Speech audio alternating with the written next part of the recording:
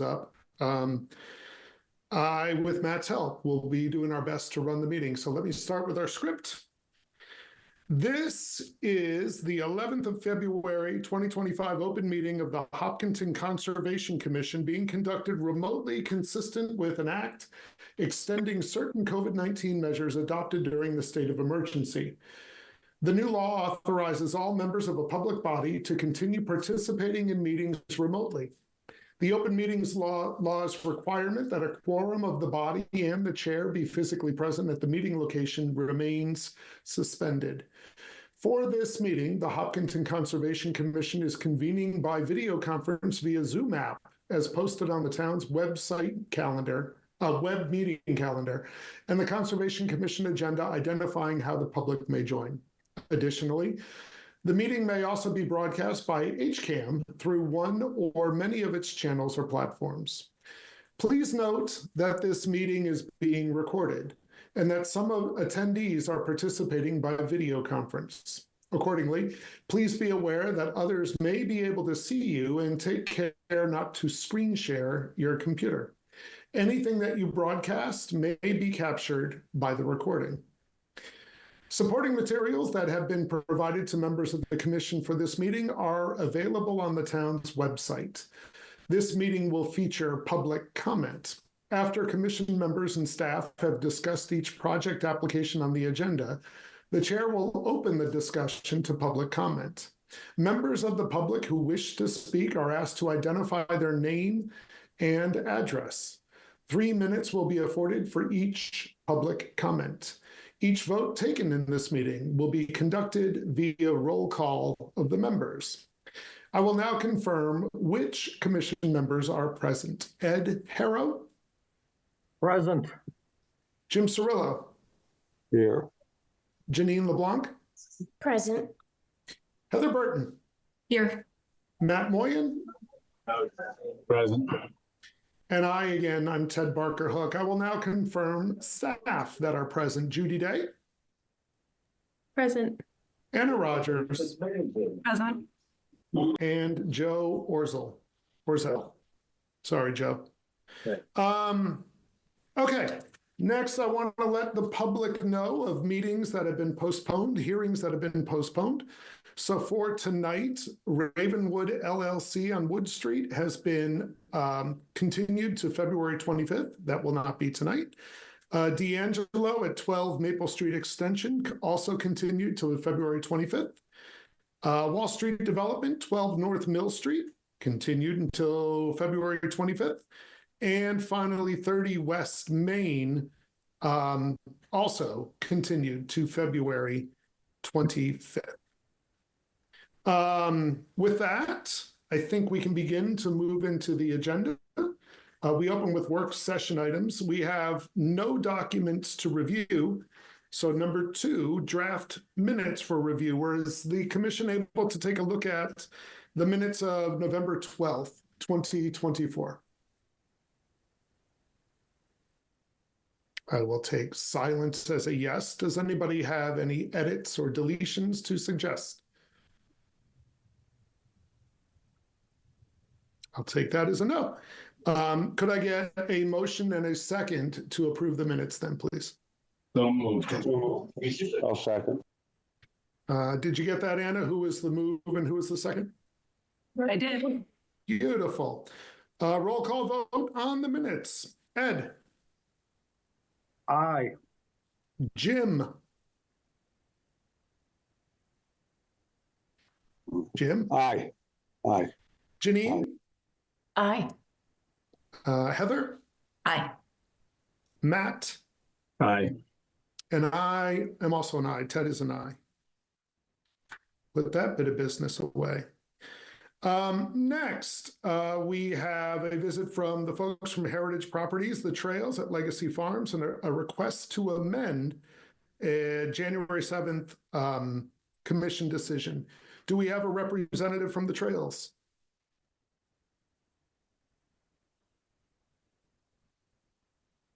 Anybody? Mr. Bemis? Through the chair, I do not see either Mr. Gately or Mr. Bemis, and they are not in the waiting room. So I don't know if you want to table this to later in the meeting and see if they join us. I assume you expected that they are coming, that they said they'd be coming? I believe Judy suggested that they be here to talk about their request. Okay, well, we'll see if they come in. For now, we will table that discussion. So moving on to work session item number 4, 10 Exchange Street, a violation discussion for Jamala Madaka. Yes. I have no idea if I got that pronunciation correct, but I was practicing before we got in. No, Was I in the neighborhood? Jamala Madaka? yeah, that is actually a name of town. So yeah, but I can go by the name Padma. That's good. Yeah. Okay, if you'd like us to use Padma, we can do Yeah. that. Yeah. So great. I know that you were sent a commission violation notice and you were asked to appear. I wonder if we might start by you letting us know what's going on your property. Yeah, so we purchased this property back in September last year, and we were clearing the property had so many trees, most of them broken, fallen to a point where we could not even park our car right. I was even scared to go that area at night. So I mean, speaking to the neighbors, they were also very worried that those trees were like I don't know how many years, like some of them like very tall, and some of them fell, and to a point wherein one of them fell very close to our existing home. And there were several concerns, and so I mean, we wanted to remove them because there were so many thorns, and we just could not I mean, we first thought like we will renovate the home, but we ran into some issues with some hazardous materials which we were not aware of, asbestos, things like that. I was not aware of those before, so things were not going as expected. So we did not know where to start, but at least like we thought like we'll clear some I mean, clearing asbestos, things like that already was very expensive. So we wanted to, we asked for a quote to clear a couple of trees, and we just wanted to clear some stuff so that we can at least like see what we could do with the property. So that's how we ended up, and we were not aware of any wetlands or anything that were present. I did reach out to Anna Rogers initially to kind of see where if it was like wetlands. She did respond right away, suggesting that we need to hire some wetland scientist or somebody like that, which I called, and very expensive. Already we ran into asbestos, other things, so it's like we just wanted to clear some stuff. So that's what went on. So in a moment, I'll ask Anna, Judy, and Joe of their thoughts, but could I just get a clarification really quickly? There was asbestos in the trees? Not in the tree, in the home. In the home, but not where you were clearing trees. That's correct. And you talked to Anna, and Anna said you need to get a wetland specialist, and because it was too expensive, you chose not to? So we were going to clear some of the trees. Yeah, they were expensive. So, to get all the thing to even like cut trees, and was very expensive to me. So, and they were, to my knowledge, there was no wetlands on the property. So I thought like we'll just clear some ways so that at least like we could see what to do with this property, or like, to clear something. So that was the thought. So. And when you say clear some trees, how many do you think you've cleared? I think when we called, like we just told them like to kind of like clear, at least like we could, do some kind of a gardening or something like that, like some lawn and maybe a garden or something like that. Right, but do you have a guess how many trees that you cleared? I actually asked him. I think we have. Later I ended up hiring this person.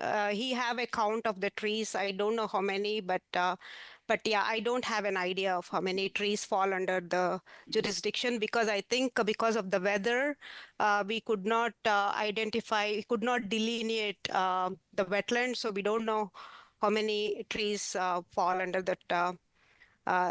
Because the lines are not yet delineated. I think that's a right word. So Okay. yeah. Okay, if I could then, Joe, have you been involved in any of this at this point? I have not been asked to review any of this at this point. Okay, Judy, could you fill us in on anything else that you know about it? Yeah, of course. So I was called out to the property on January 3rd from a concerned neighbor, witnessing trees coming down. You know, we know the property is directly across from Whitehall Brook.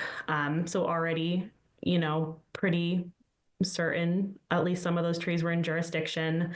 As I got there, several trees had been cut down, more were actively being removed, but just needed to do some more research into the status of Whitehall Brook, perennial versus intermittent, to really give a strong cease and desist.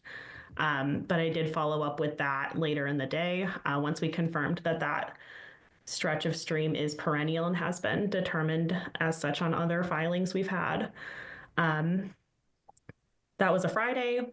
Walked the site with the homeowner on Monday the 6th, and did observe additional wetlands on site pretty clearly, you know, areas of frozen water, wetland vegetation. So that put even more of the site likely in jurisdiction. Anna and I gave approval for one more clearly dead tree to come down.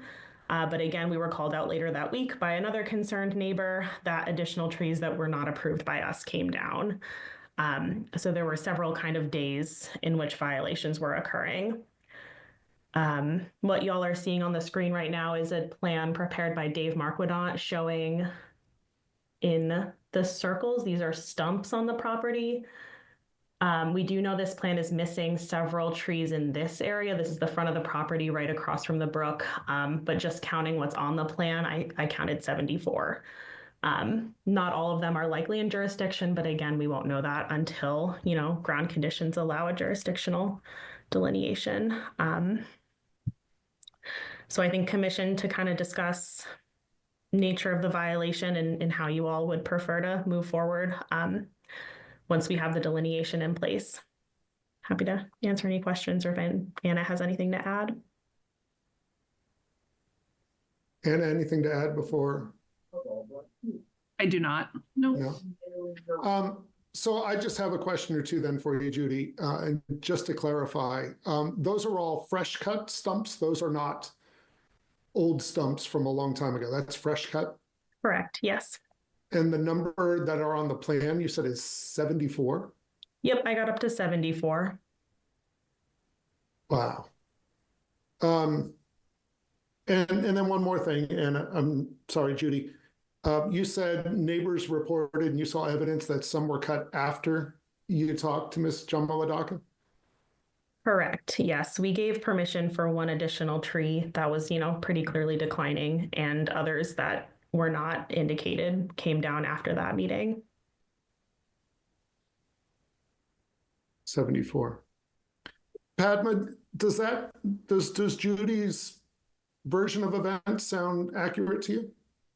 We asked them, like, there were like several bushes and some trees were fallen and all that, like broken trees, and also I don't know how many of them, like maybe some of them are like thin, maybe, I don't know those things, but wanted to clear the thing, but I don't know the count of the trees. And that trees were cut more than the one you got approval for? Does that fit your memory as well? That more trees were cut than just the one after you talked to Judy and Anna? So we hired the person to clear thing. We had to pay the amount. So, you know, because we hired prior to when Judy and Anna came over. So we wanted to, you know, I mean, he was not agreeing, you know, because like, you know, we just had to clear, you know, because we had to pay him either way. So just wanted to get some of the things cleared. So that's all it was. So yes, you cut more than was approved after you were told to cut one.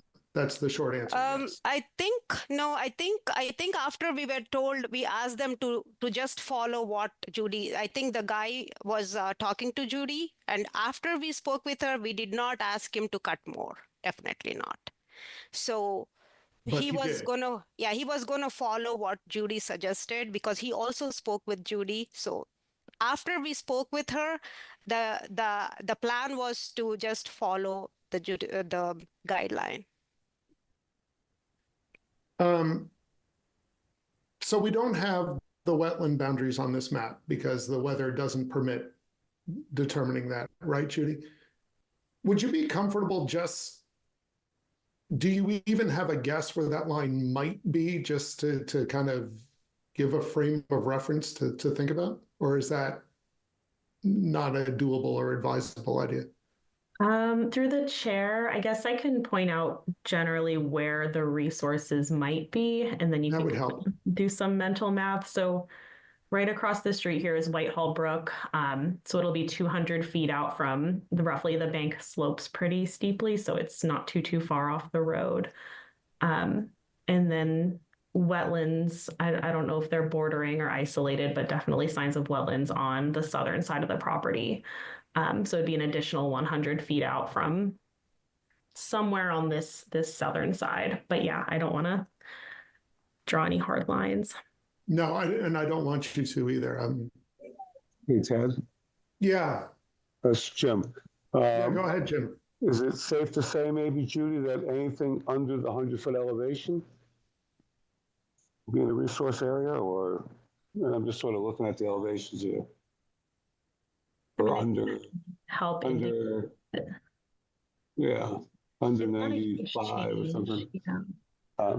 So you had somebody do the spot elevations and the limits of disturbance, right?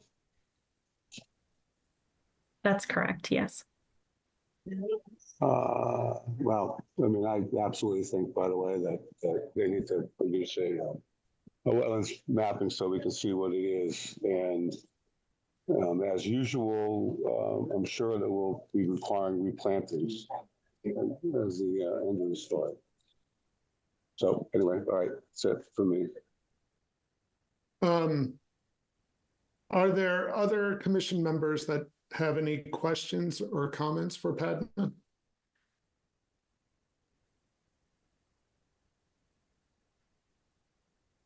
And I'll add real quick. I'll echo Go ahead, Matt. kind of the sentiment that I'm hearing.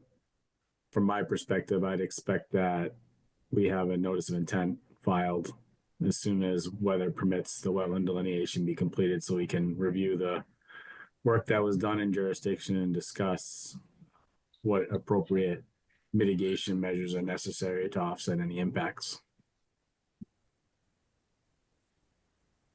I agree. I think we can't really go very much further until we can get a completed plan of the property. Are there any members of the public? Any neighbors? Ed, through the chair. Oh, go ahead, Ed. Go ahead, please. Can we issue a cease and desist on this project at this point? I believe I'm holding one, Ed. I think it's been issued. And before we call an end to this chat, I was going to remind Padma of that. Yeah, we already stopped. We are not doing anything right now on this except for Dave. He's working on getting the delineation done, working with all. We are not doing anything on the property. Great. I think it would be good to continue not doing anything at all on the property until we can get next steps done. Yeah, yeah. Are there any other commission comments? So, Padma, I think the next steps are we wait for the weather to change so Mr. Marquardt can go back out there and give us a plan. Maybe our guy, Joe, will also go out to make sure he agrees with what Mr. Marquardt sees as the wetland delineations. This sounds significant. This isn't just a couple trees that were accidentally, this is scores of trees, potentially many of them within our jurisdiction and protected area. There were a lot of trees from the neighbors. The neighbors have no trees. So, and I like, you know, I heard them saying like that a couple of trees fell because of the wind and they had to spend $5,000 each tree to remove it. So they were very concerned that those tall trees will fall on their property. So I'm surprised that like there were no trees and there were like so many trees in this property that we were not even like able to park our car. But you purchased the property anyway. Yeah, So, I mean, the thing is, when you purchase a property, I'm pretty sure everyone will have some kind of imagination, right? Like even I had imagination. I wouldn't like you just don't go and sometimes you just feel like, oh, you're going to live with it. But definitely I purchased the property, but I had some kind of a imagination when I purchased the property. Yeah. the problem is, I imagine that you've created some real problems for yourself now that we're going to have to sort out. I think certainly there is going to be the need to replace a whole lot of trees. We don't know how many at this point or what we'll ask you to do. I see your hand, Jim. Give me just a sec. Is that generally when we give permission for trees to be removed, our replacement is replace 2 trees for every one that's removed. We are going to have to talk to our town council to help us understand next steps as far as potential fines once we have a map that tells us where the protected areas are. So what I'm worried the news may end up being is in your effort to save some money, you may have cost yourself a lot, either in replanting of trees and or in fines. But we're not going to be able to determine any of that tonight or anytime soon until Mr. Marquardt, Mr. Orzel can get out there to determine where the resource areas are on your property. So I think your Joe the who is on this person is the same person that I is the same company I hired. I don't know. No, I don't think so. Yeah. Joe, Okay. you are not the same Joe, right? No, I think she's probably talking about Joe Marquardt. Okay. Oh, okay. All right, right. Sorry about that. No, that's just, okay. Yeah. So I think what we have to do is I want to remind you that there's a cease and desist, and please do not go out there and do anything else to any of your property until we can figure out what next steps are. And that's probably at least a month, 6 weeks away before the weather changes. Please leave everything exactly as it is. Yep. I will not do anything at all until Okay. we speak with you. Absolutely. Yep. Sorry Jim, about did you have one final comment? I was going to ask, by the way, I know what it's like to buy a property and have a big imagination. Do you have any photographs of before the trees were cut?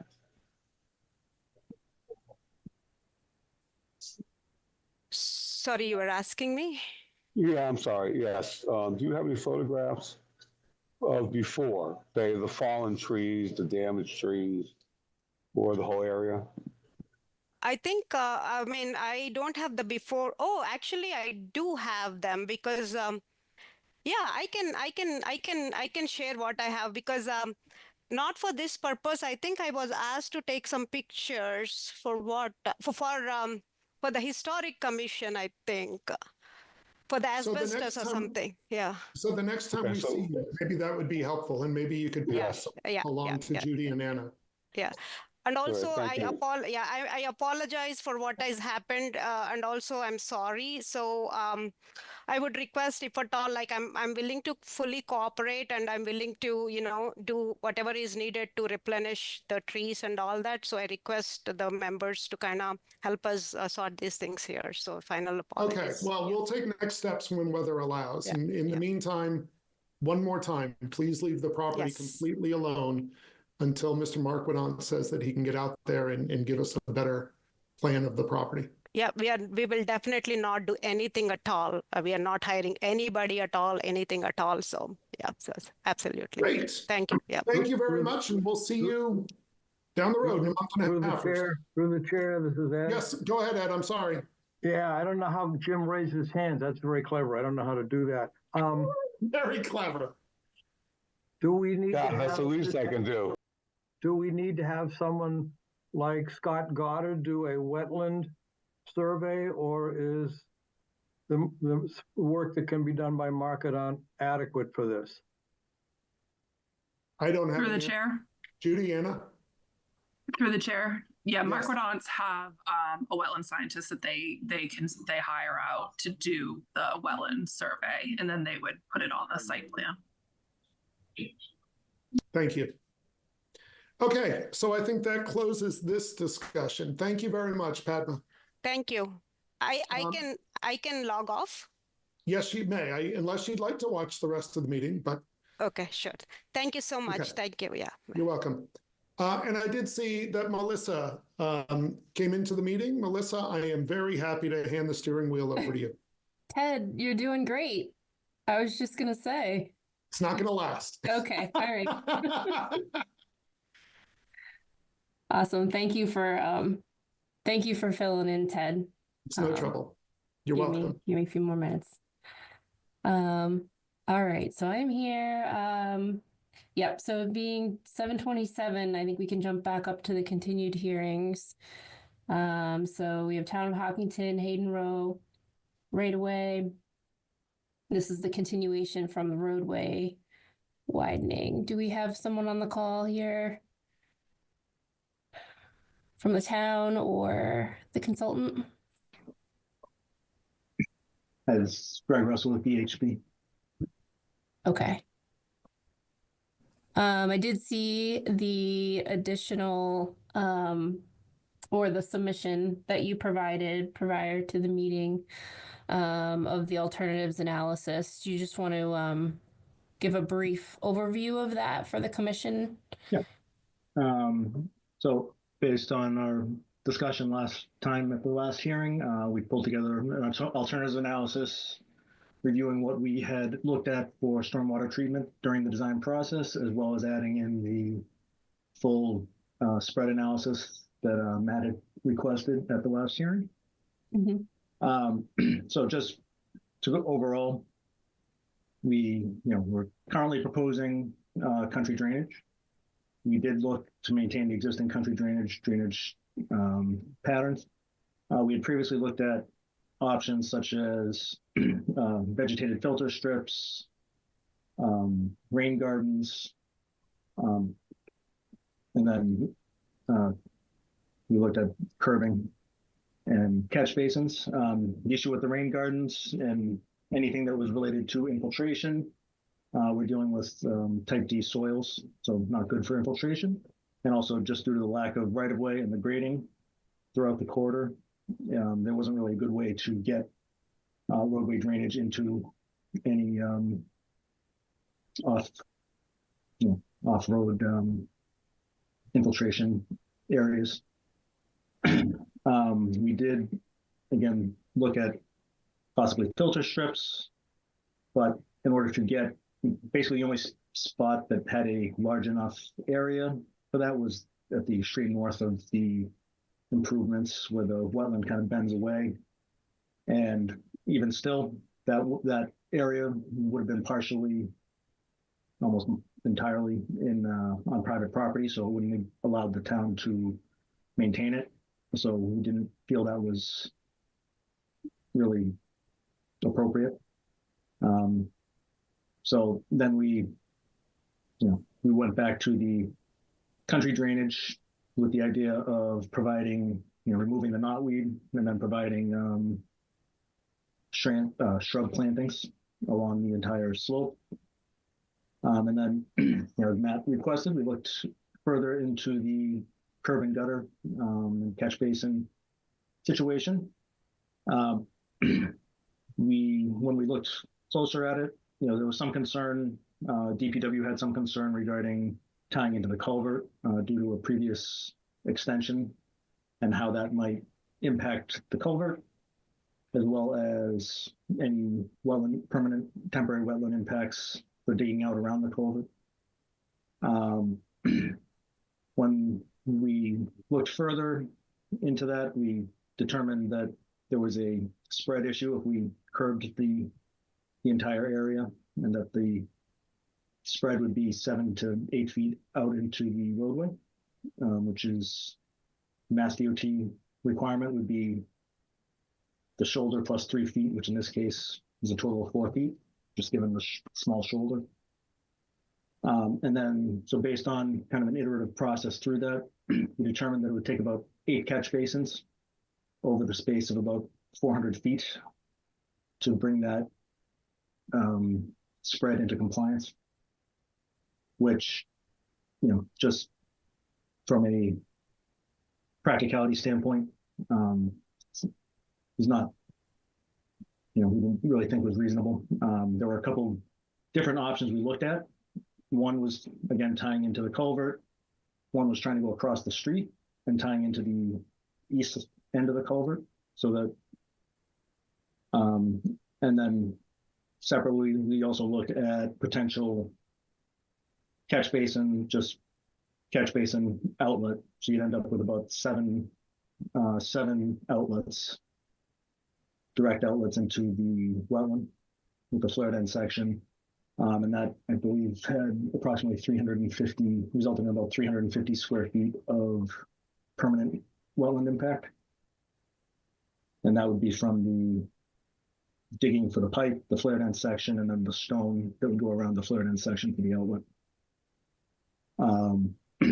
We looked at a kind of a hybrid version where we tied the catch basins into a larger drain main, and then outletted that close to the west end of the outlet, or west end of the culvert. And I'm sorry, backwards, east end. And that results in about 150 square feet of permanent impact. But again, that would have eight catch basins and 8 manholes within that 400-foot stretch of Hayden Row.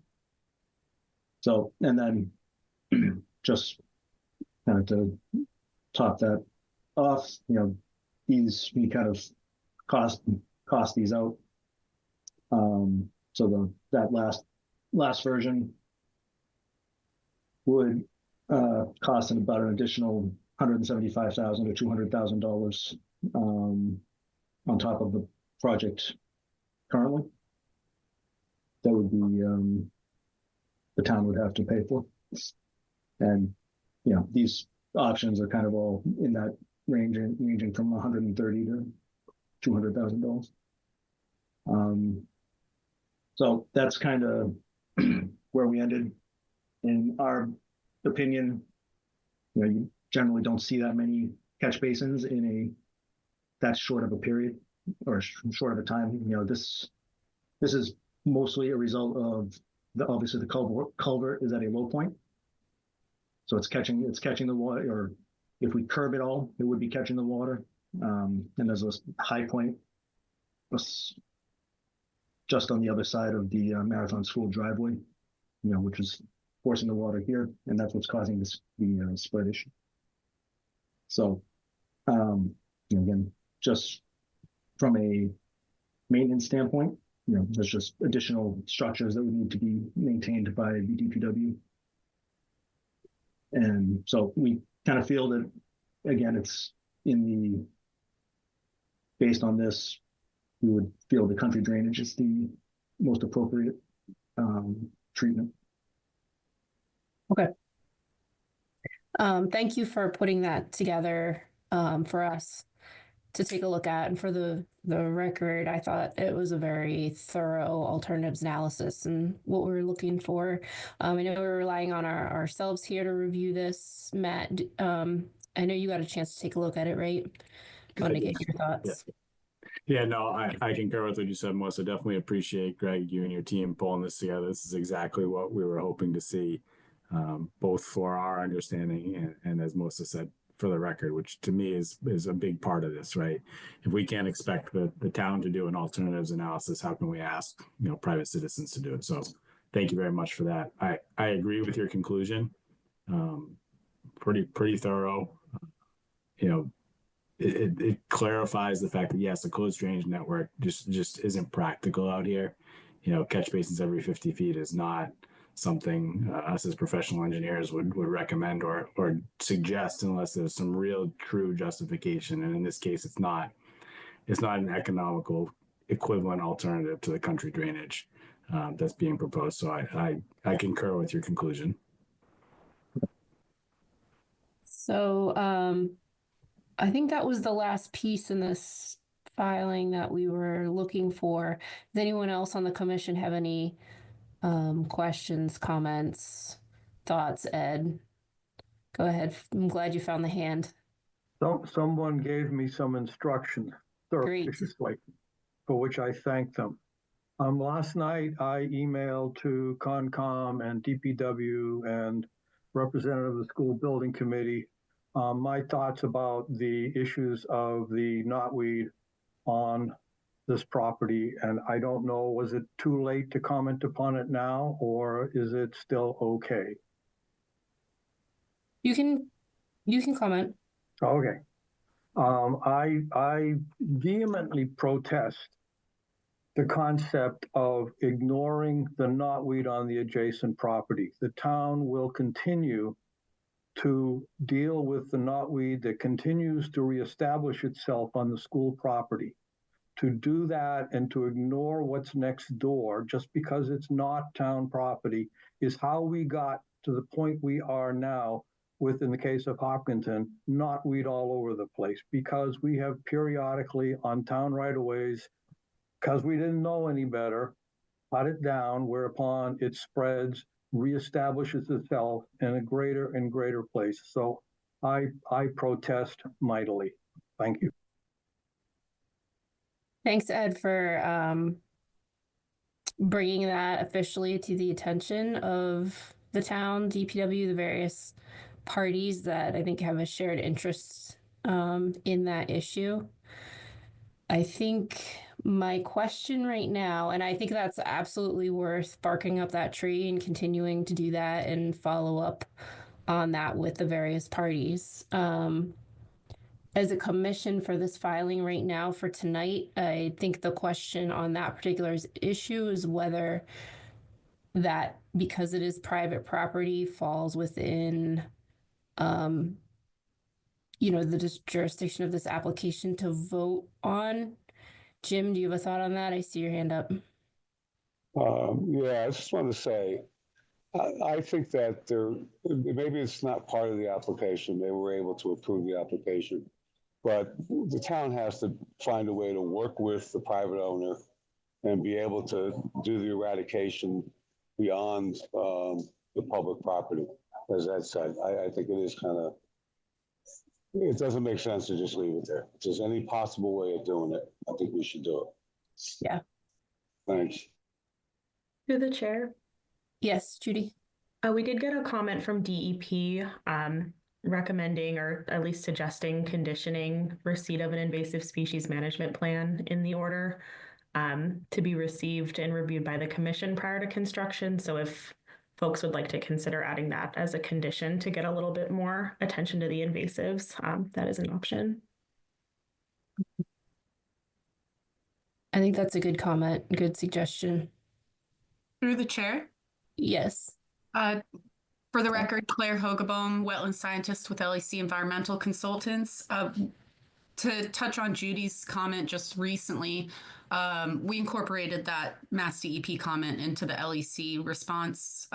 So the applicant's aware of that and totally open to having that included as a special condition. I think we started out the application suggesting as much as well. To sort of touch on what Ed and Jim have been pointing out, I really appreciate the commission's considerations to all of this. The fact of the matter for this particular project is the limit of work is within the right of way and sort of asking to extend the limit of work onto private property that wasn't necessarily a part of the original application, let alone notifications, just sort of expands the scope and the limit of work beyond sort of what the project purpose is.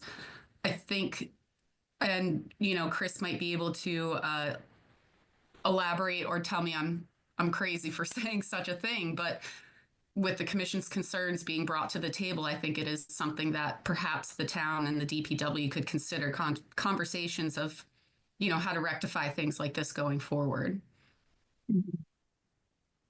Chris Eberly from the Vertex Companies through the chair. Yes. The design team does not disagree with the commission's concerns that the knotweed could potentially expand if not properly managed and not addressed on the neighboring property. But end of the not just in this area of town, and it's part of a larger issue within town for how you manage your invasive species. And I believe that whether you've concluded it, I think you concluded it at the last meeting, that there is a management plan within town to deal with invasive species throughout. And we certainly, in support of the goal of removing invasive species, would a conversation between DPW, who removes that vegetation on a regular basis, and the concern of a town board is a conversation that should happen, but it is not necessarily in the scope of what is the expansion of a roadway for the betterment of the school and addressing a long-standing vehicle. You're coming in and out, Chris. I think you're so thank you for your comment. This issue is addressed. Okay, thank you. You were breaking up a little bit there, but I think we understand your point, and it kind of goes back to what I started out with, that I think we are going to go ahead and vote on this within the limits of the project. I would like to propose that we include that condition as suggested by DEP for invasive management plan, and follow up on that. And then as a commission, we can continue to work with DEP and the town on these issues, and maybe this one in particular. It's a very specific spot. It seems like a no-brainer to try and tackle, working with a private property owner in the best interest of the town, to not let that take over and basically destroy the good work you're going to do along the right of way, because as a taxpayer, we don't want to see that either. Invest in that space and then just have it taken over by the knotweed eventually. So with that being said, do we have any other comments from the public? I don't see any hands. Can I get a motion? Someone on the commission for this? Yeah, I'll make a motion to issue an order of conditions for this project with a special condition that an invasive species management plan be prepared and submitted to commission for review, and with signatures by Judy or Anna. I'll second that motion.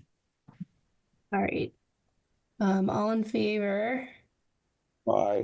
Oh, sorry. It's got to be Ed first. Ed? And because I've risen this up on the flagpole and I really stand by my words, I'm going to say no. Okay. Jim? Aye. Matt? Aye. Ted? Ted is an aye. Heather? Aye. Janine? Aye. And I am an aye. So thank you all for working with us on this, and we'll look forward to seeing the project move forward. Thank you all. Appreciate your time and your diligent review. Comments are very helpful, and have a great evening. Thanks, you too. Thank All right, next up we have Hopkinton Stone and Garden, 28 Lumber Street, notice of intent continuation.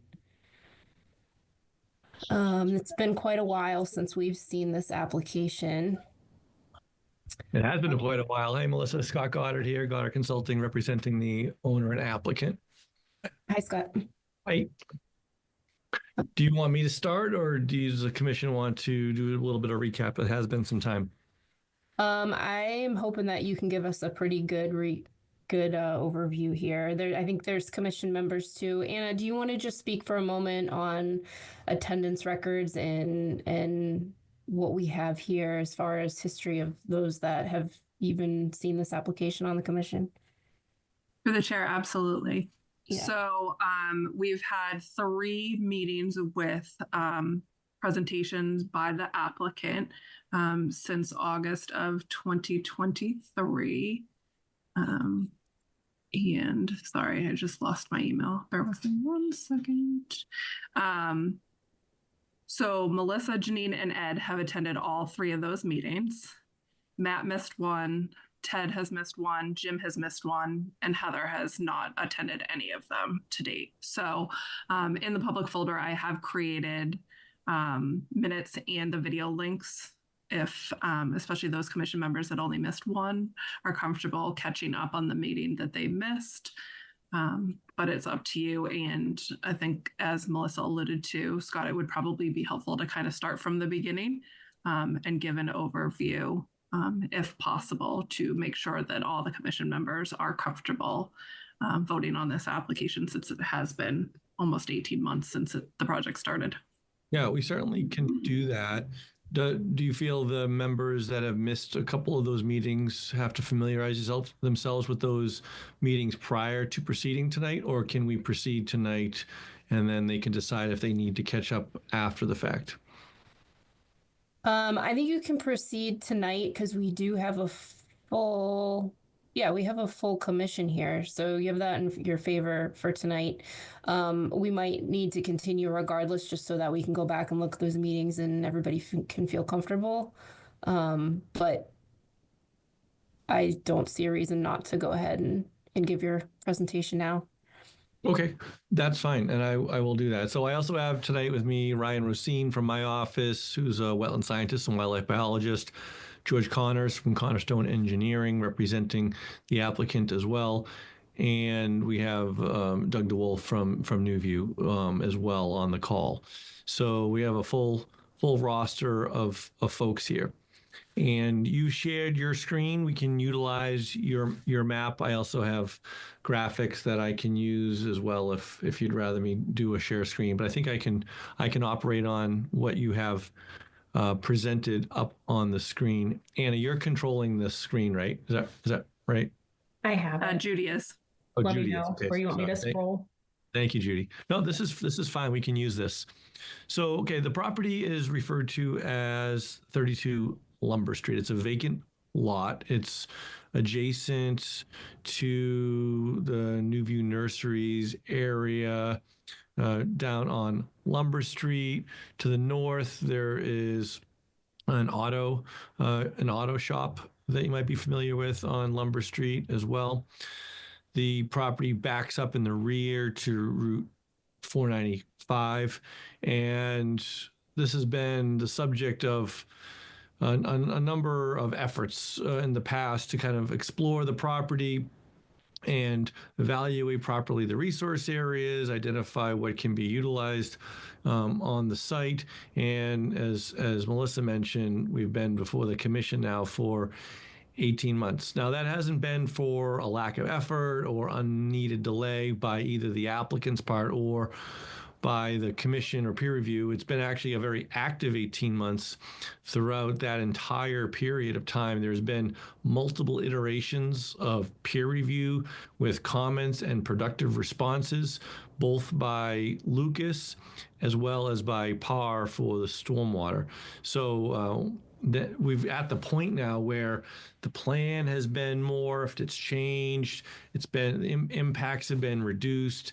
Objections have been overcome, modifications to accessory documents like the invasive species management plan and others have all been integrated in the plan. And we're at a point now that I believe all, if not close to all, of the comments that were originally raised on this 18 months ago from Lucas or PAR have now been resolved. And it is my understanding in my review of the record of the back and forth that I think there's little to no outstanding matters that would prohibit this project from moving forward.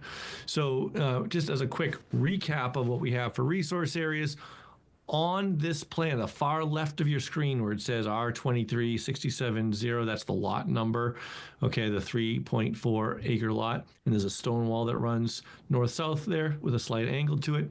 That's all BVW. That's a naturalized BVW system. It's the same BVW that runs behind the auto shop, the same BVW that runs and divides New View Nurseries property next door. And then to the rear of that is Route 495 that you can see it from the backside when you're driving northbound on the highway. So that's kind of a red maple forested wetland, sweet pepper bush, high bush blueberry kind of understory. And it sits up on a high elevation. In that little zone immediately next to the stone wall there is a significant grade change. And the grade change is a result of a soils cut. So that wetland actually sits perched up high in a kind of a glacial till kind of environment. And then there's a radical transition to a sand and gravel deposit once you go east or to the right of that stone wall in the back of the property. So the whole front of this property was an old gravel borrow area back decades ago. And part of the gravel borrow area was cut slightly into the groundwater table. That groundwater table has been identified on this plan in the central portion of the site as an isolated land subject to flooding. There's also a portion of that which is isolated vegetated wetland. Now, when I say isolated vegetated wetland, it's largely barren when you go out there. And there are some hydric soils in the central portion of it. The isolated land subject to flooding boundary is different than the isolated wetland boundary. The ILSF boundary is the calculated extent of 100-year extent of flooding. Okay, so that's a depression area that can hold water during seasonal high groundwater events coupled with storm events of a sizable event that can cause that kind of flooding. Now, due to this being basically a gravel bed area, rapid fluctuation of the groundwater table, so it holds any water that comes in here, drains out very fast.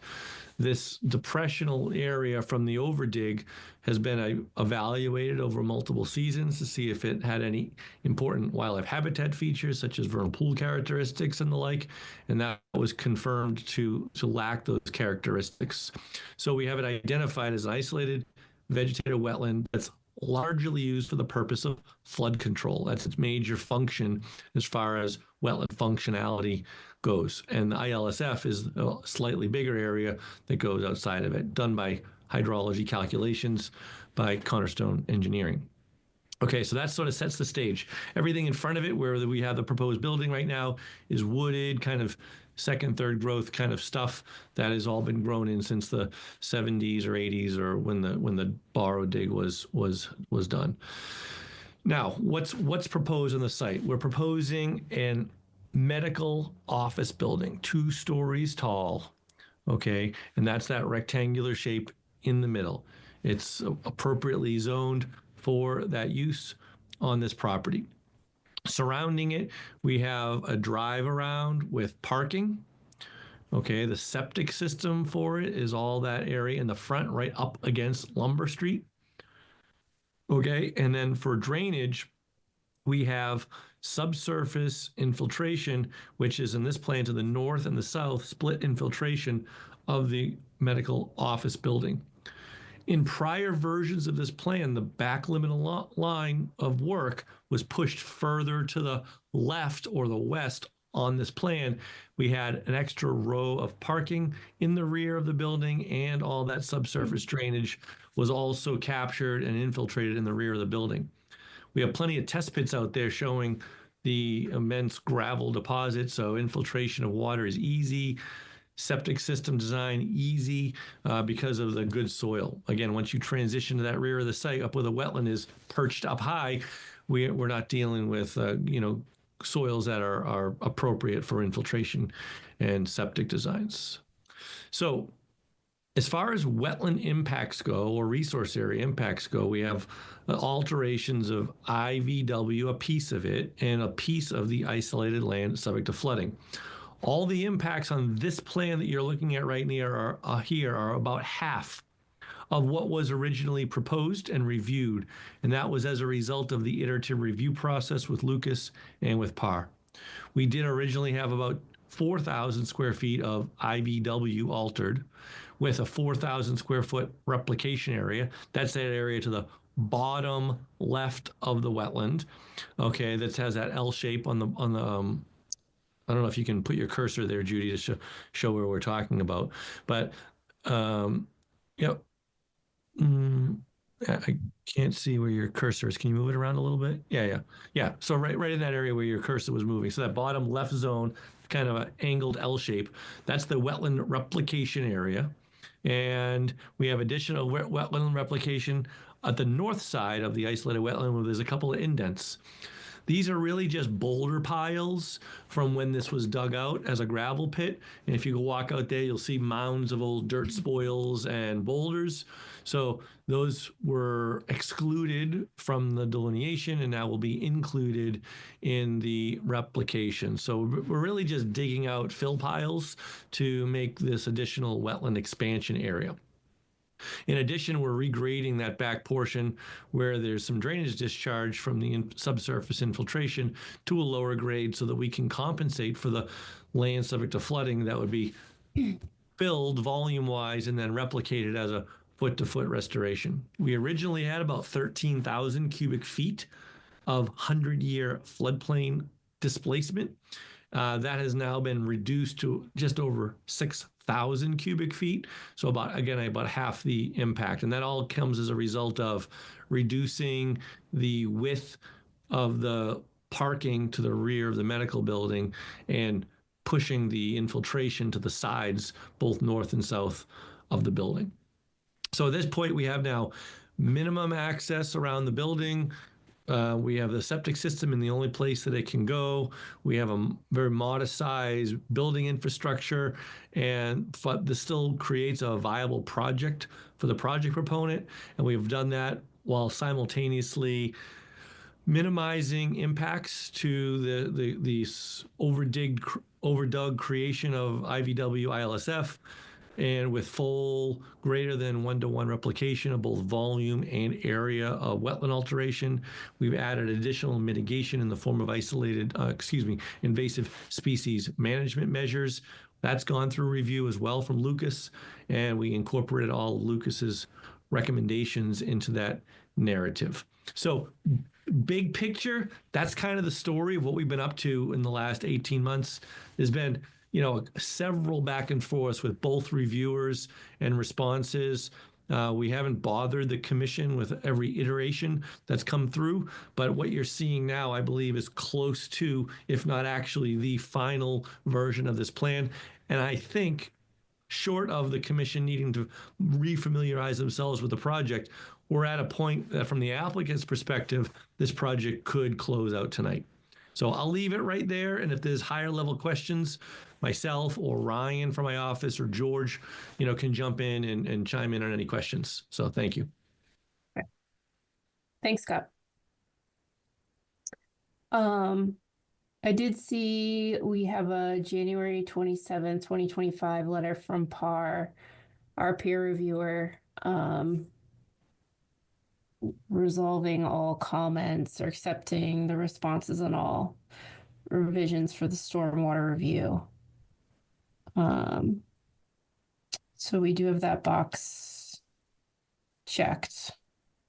That being said, Joe, do you have anything that you want to go over from your comments, your comment letters, anything to recap? Yeah, just a couple of things, I think, primarily clarifications. Yeah. The vast majority of our comments have been addressed. There was a new document submitted recently, which was the invasive species management plan. And I just had a couple of questions for clarification on that. In different parts of the plan, the first part of the plan, it notes that foliar herbicide application or spray would only be used as a last resort. And then later in the plan, it mentions foliar spray being considered ahead of mechanical means. So looking for clarification on that, would recommend actually that at the site, it's primarily glossy buckthorn and Oriental bittersweet, which can be removed by cut and paint and mechanical methods. So we recommend that herbicide spray is not necessary out there unless monitoring determines that the other methods are not adequate. Also, a question on the goal of the invasive management. In the initial part of the plan, it states that they're looking to eradicate the glossy buckthorn. And then later in the plan, it states that they're looking for 75% or higher removal. I think the 75% or higher removal is appropriate. Just looking for clarification there, because if they are proposing eradication, that should be addressed in their goals, the management goals. Also, the plan talks about disposal of contaminated soil, appropriate disposal. I just thought maybe a little bit more information on how soil will be disposed of would be appropriate to make sure it doesn't end up in a stockpile somewhere that would be reused and cause problems.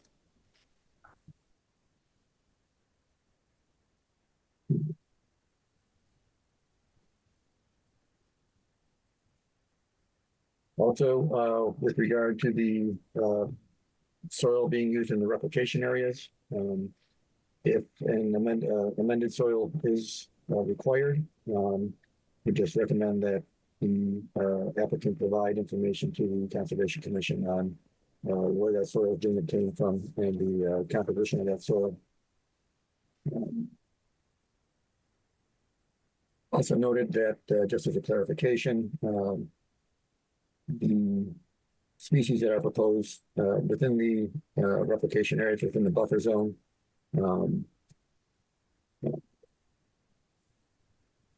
are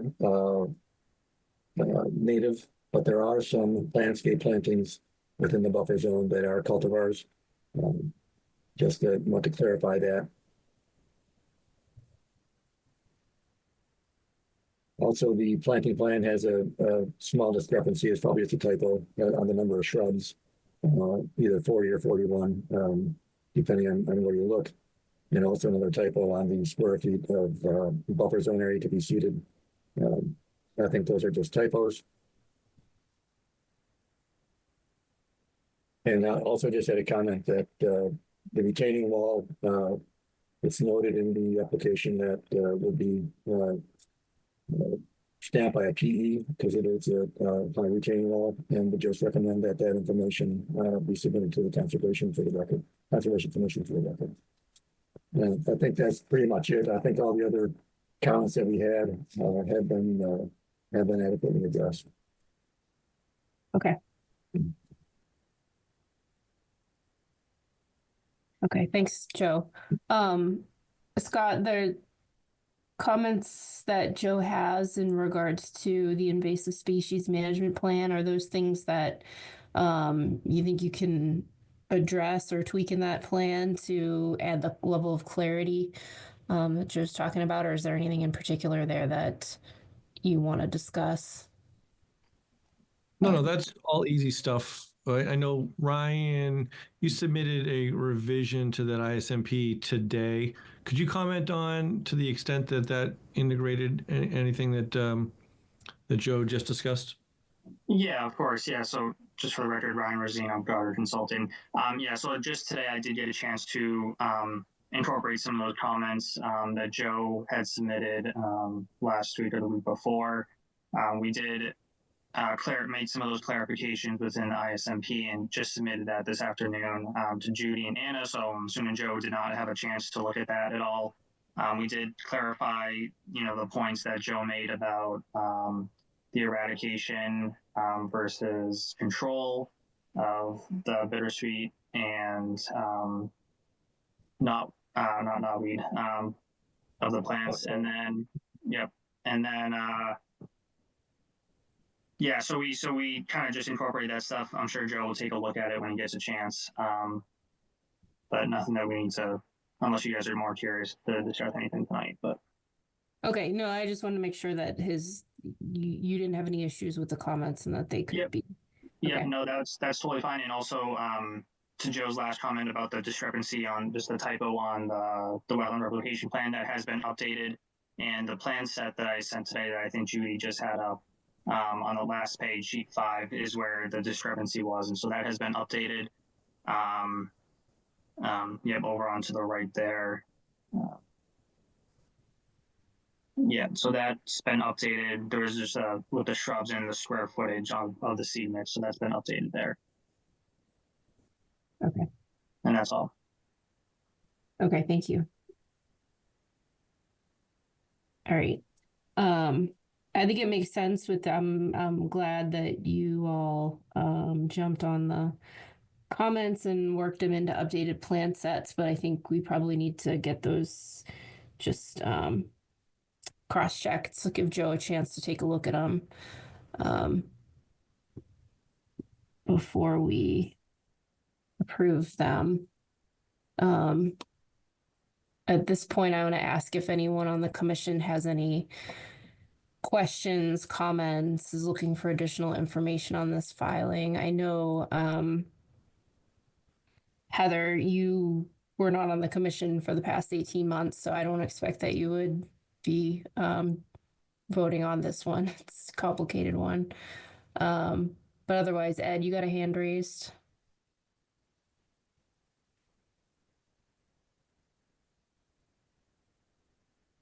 Ed, you're on mute though. There we go. I'm very pleased with the changes.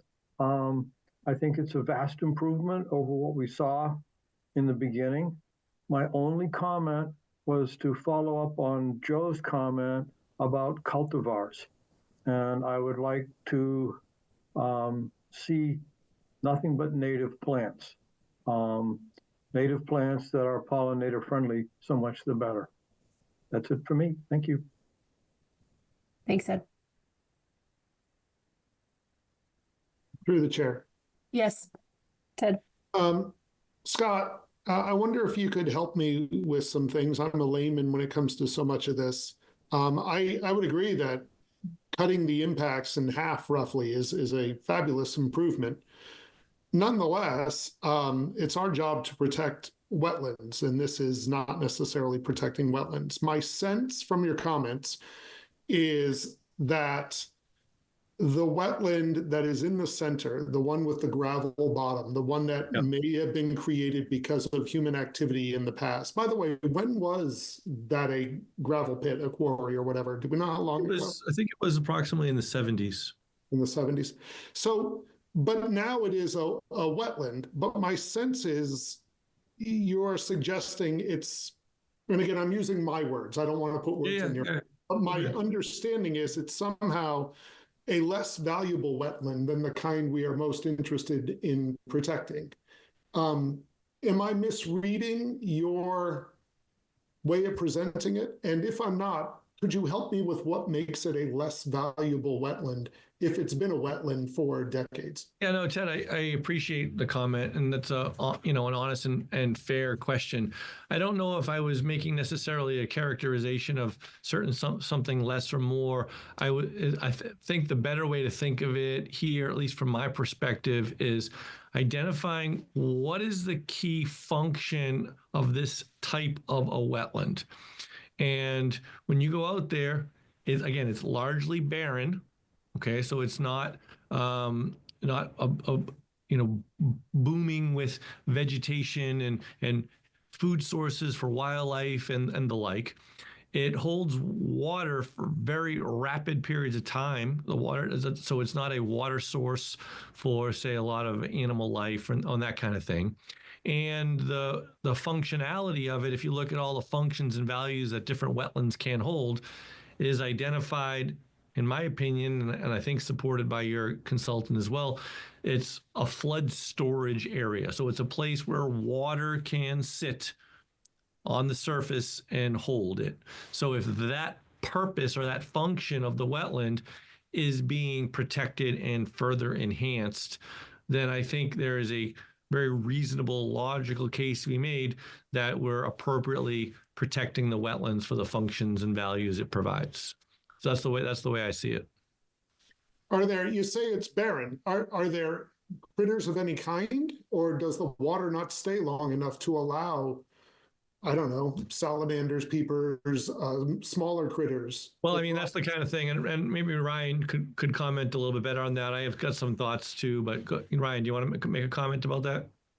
Yeah, sure thing. Yeah, so during the ANRAD, process a number of years ago, we did obviously look at this along with Lucas Environmental to review the area's potential vernal pool habitat. We didn't find anything. I've been out there for multiple years during different periods of time, and the water, it does flood, intermittently. The water does dry up extremely fast due to the soil is well drained. So water did not stick around there for very long and doesn't really allow for any salamanders or frogs or really to breed in there, to have their, life cycle, completed in that area. Of course, it is a wooded area, so you're going to find, common, squirrels and birds and things, in the woods like you would, but no significant wildlife habitat or vernal pool habitat at all. Okay. And then I think I have one more question for now. I'm trying to look at the plan and understand what I'm seeing. It looks like there are drains from the parking lot that then flow into the wetland. Am I reading that correctly?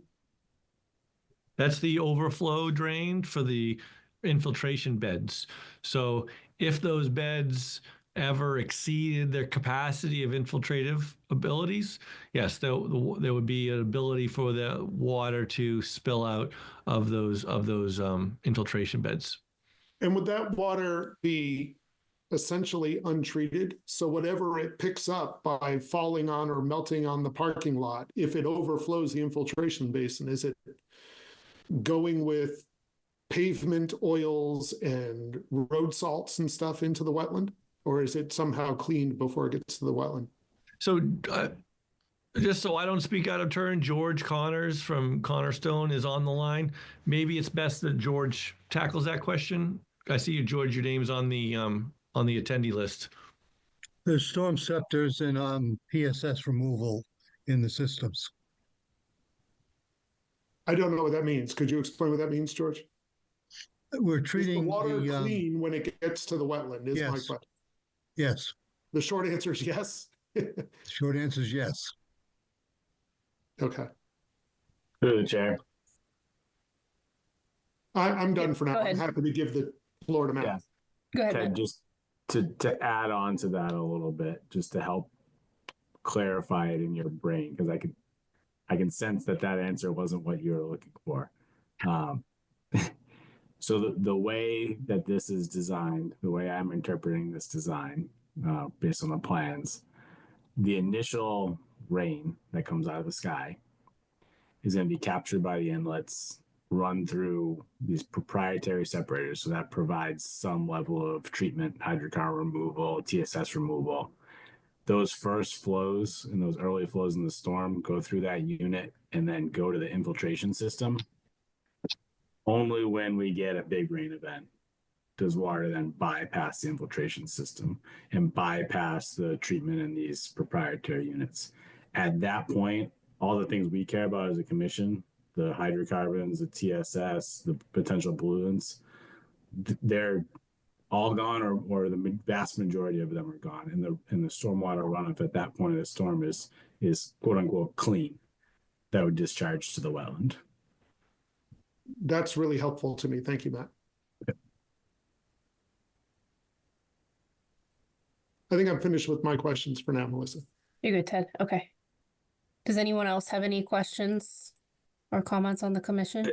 I do have one, Melissa, that I think would just be helpful for me at least. I saw that our peer reviewers, both Part and Joe, saw some plans out from December of 2024. Looks like we have some February plans dated today. Could the applicant just help us understand what's changed on the plans from December until now?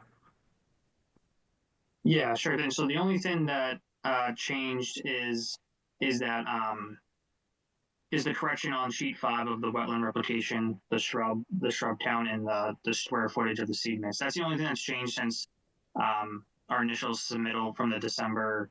We submitted in January, but it has the December date on it. And today's submittal is just that sheet 5. Nothing else has changed. Great, thank you.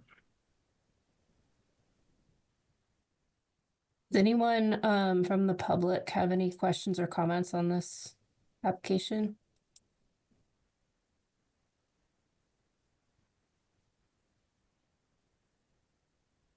I don't see any. Okay. I think my thought is that we give Joe a chance to take a look at these revised plans, the revised invasive species management plan. Ed, you had the comment on the seconding the comment on the natives.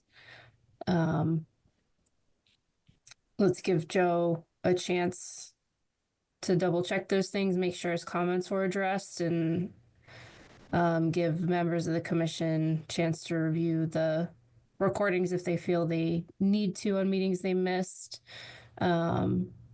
And I think we should be good to go at the next hearing if the applicant's amenable to continuing. We're fine to continue. Yeah, I think we're close there. So you're not going to be expecting any more supplemental information from us. So, yeah. No, just the purpose would be just to have Joe look at and the commission just look at what was submitted today. Perfect.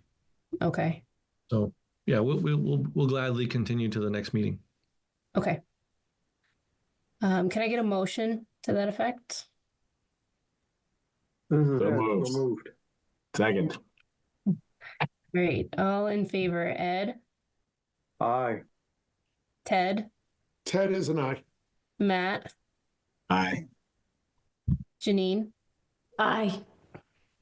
And Heather? Aye. Hey, Jim is an aye. Jim? All right. Thank you, Jim. I am also an aye. And Melissa, could you confirm that whether or not there's a need for any of the members to review prior meeting minutes or not, so that we could expect that everyone's capable of voting at the next meeting? Yes, I think Judy and Anna, correct me if I'm wrong, Anna did put everything nice and neatly in that folder. So I guess I'll ask members to look at the folder, look at what Anna has noted down there. If you missed a meeting, if you could please review so that there's no question in anyone's mind as far as whether we all feel capable of having all the information and voting at the next meeting. And we should be all set. Great. Thank you so much. Yep. Melissa? Yes, Ted.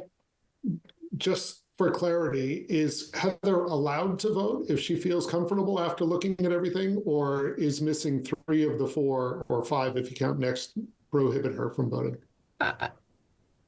Um, she probably could. I would suggest to Heather that you recuse yourself from this. I intended to, yes. Okay. I just wanted to know what was possible / legal before we went further. Yeah, I think being that we have enough commission members without Heather that, you know, have made most of the meetings, and the ones that did miss meetings only missed 1 and have the ability to go back and watch the videos. I think we're good there. Everyone else, I think, should feel confident in their ability to vote. Yeah, Melissa? Yep. If somebody misses a meeting, as long as they are able to review the minutes of the video and attest that they know everything about the site, they can vote. And by the way, thank you so much, Anna, because it's not only useful what you did for people who missed the meeting, it's also useful for some of us who were at the meeting and don't remember everything that was discussed. So thanks. You're very welcome. Yeah. Okay. So we will see you all at the next meeting, which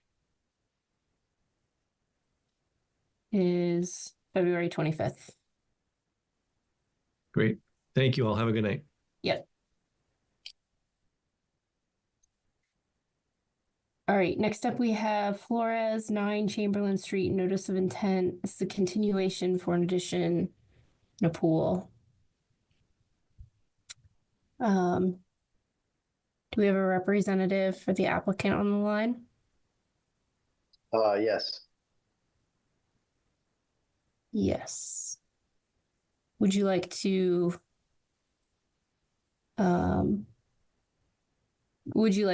speak to the plan? Yes, sure. Hi, good evening. I'm Scott Hayes, a registered civil engineer with Foresight Engineering here for 9 Chamberlain Street. It's a proposed building addition project for a single family house. I'm representing Alex and Lilia Flores, who I believe are also on the Zoom meeting tonight. So the project is an existing house at 9 Chamberlain Street, and they're proposing to add a garage, add a building addition to the rear of the house, and a porch, and a swimming pool. And a 100-foot buffer zone to the BBW that bisects the existing house and developed yard area. The extent of development of the lot itself is about 1.8 acres. It's traversed by an intermittent stream. It starts up on the east side by coming out of a culvert under Chamberlain Street. There's an intermittent stream that runs and kind of traverses diagonally through the lot. And the development of the house and existing yard area is limited to the upland area and on the northwest portion of the lot. And the balance of the lot is either BBW or undisturbed woodland. So about maybe a half an acre is currently under developed residential use. So the extent of the site activities, they're within the 100-foot buffer zone, but the area being altered is within existing yard lawn areas. There's 2 sheds. There's one along the east side of the lot, kind of down gradient from where the proposed pool is. There's one further back. It's got off the view here. And that's about the extent of the lawn area. And we picked that up on the survey of this tree line area. Kind of rough because the woodland is kind of sparse initially from where the lawn edge is, and then it kind of becomes much more natural as you get deeper, closer to the wetlands and into the wetland areas. But the majority of the work is within an existing developed lawn area, with the exception of the proposed pool security fencing, which does cut through wooded area in the vicinity of wetland flags A4, A5, A6. But again, it's not densely wooded, it's kind of lightly, sparsely wooded, and that fence can be installed without any tree removal and just pass through that area. So the proposed work involves removal of some trees in the buffer zone, construction of the building additions, relocation of the driveway for the house to access the new garage, and construction of a security fence to surround the pool area and the yard area as it exists now. We've proposed for mitigation temporarily staked straw wattle erosion control barrier along the limit of work. We've got a crushed stone construction entrance in the proposed driveway area, proposed a temporary stockpile area outside the 100-foot buffer zone, a pool backwash area that's also outside the 100-foot buffer zone. And additionally, as permanent mitigation, we've proposed stone posts. So the area in the northeast corner of the lot, that's pretty much lawn. There's a little bit of a shrub line along the shoulder of the road, and that is kind of lawn right back to where the first shed is. So there's an area between the wetland edge and the 25-foot no disturb buffer zone. It's actually already kind of existing lawn area, and I think they've got some fruit bushes planted in there, but it's a mowed, managed area. And what we've proposed to do there is to install stone posts from the street line to where the security fencing picks up, it wraps around the pool with some stone posts to kind of enclose that area, and then plant some mitigation planting trees within that zone. We've got 10 native species trees proposed through this area. This area really from the shed to the property line to the 25. This is all kind of lawn area right now. So we're going to close that up and plant it with some native species trees. I'm going to restore that area. And then from where that fence corner picks up off the corner of the garage, as far as permanent barriers go, I mean, the security fence that surrounds the pool yard area, I think that acts as a reasonable, permanent, immovable barrier for the bulk of the work. And the area adjacent to the wetland in there is really largely undisturbed, with the exception of the construction of the fence.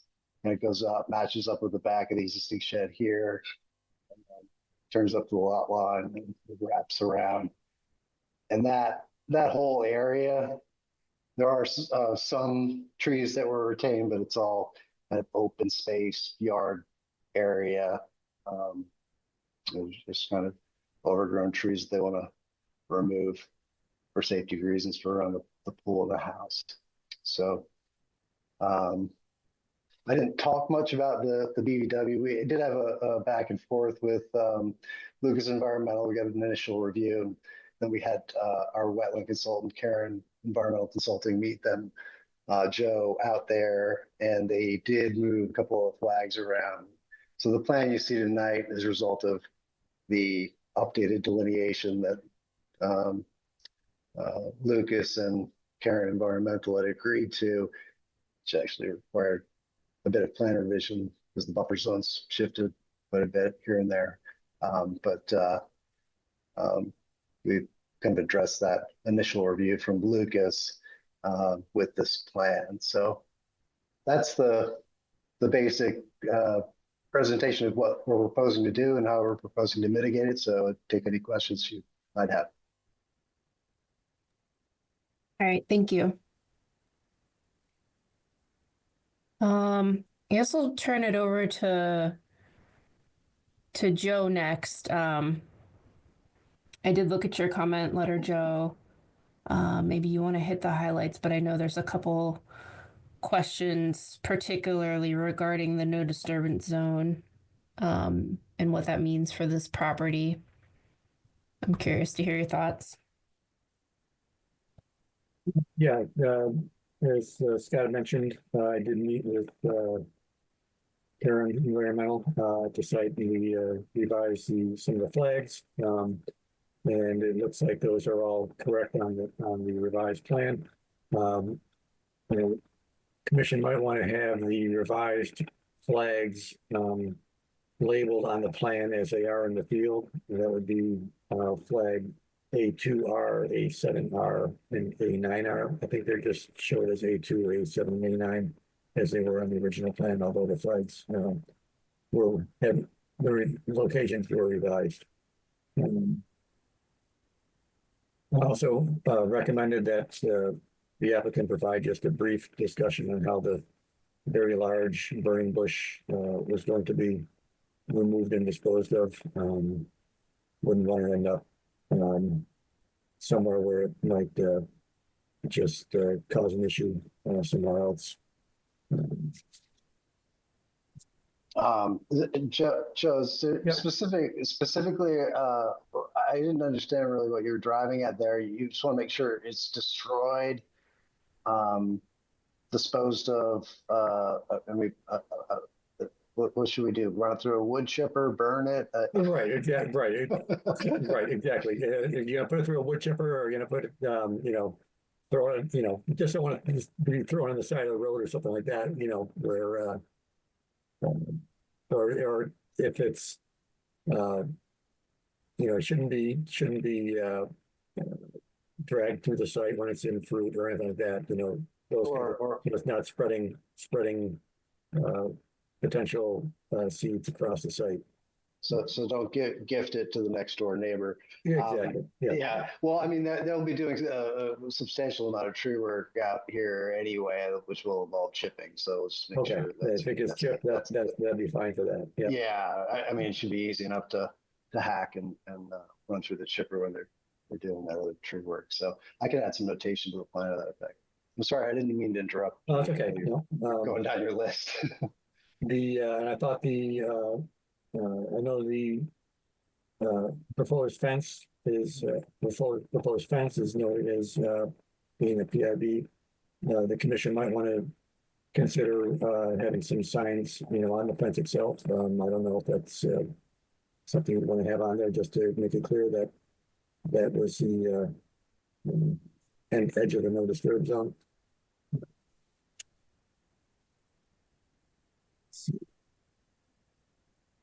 The clarification, the DEP file number did have some technical comments. I think it was in the response it was stated that there were no technical comments. They recommended that the abutter notifications, proof of both abutter notifications be submitted, and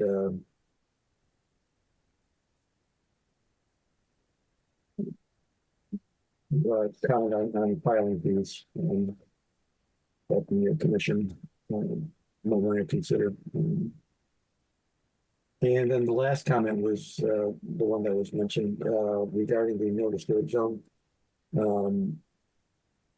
It looks like, based on the table and the bylaw regulations, that the 25-foot no disturb zone would apply to, and I'll read the actual text, residential activity, including residential lots and multifamily residential development, for which a definitive subdivision plan was approved by the planning board on or before November 1st, 1995.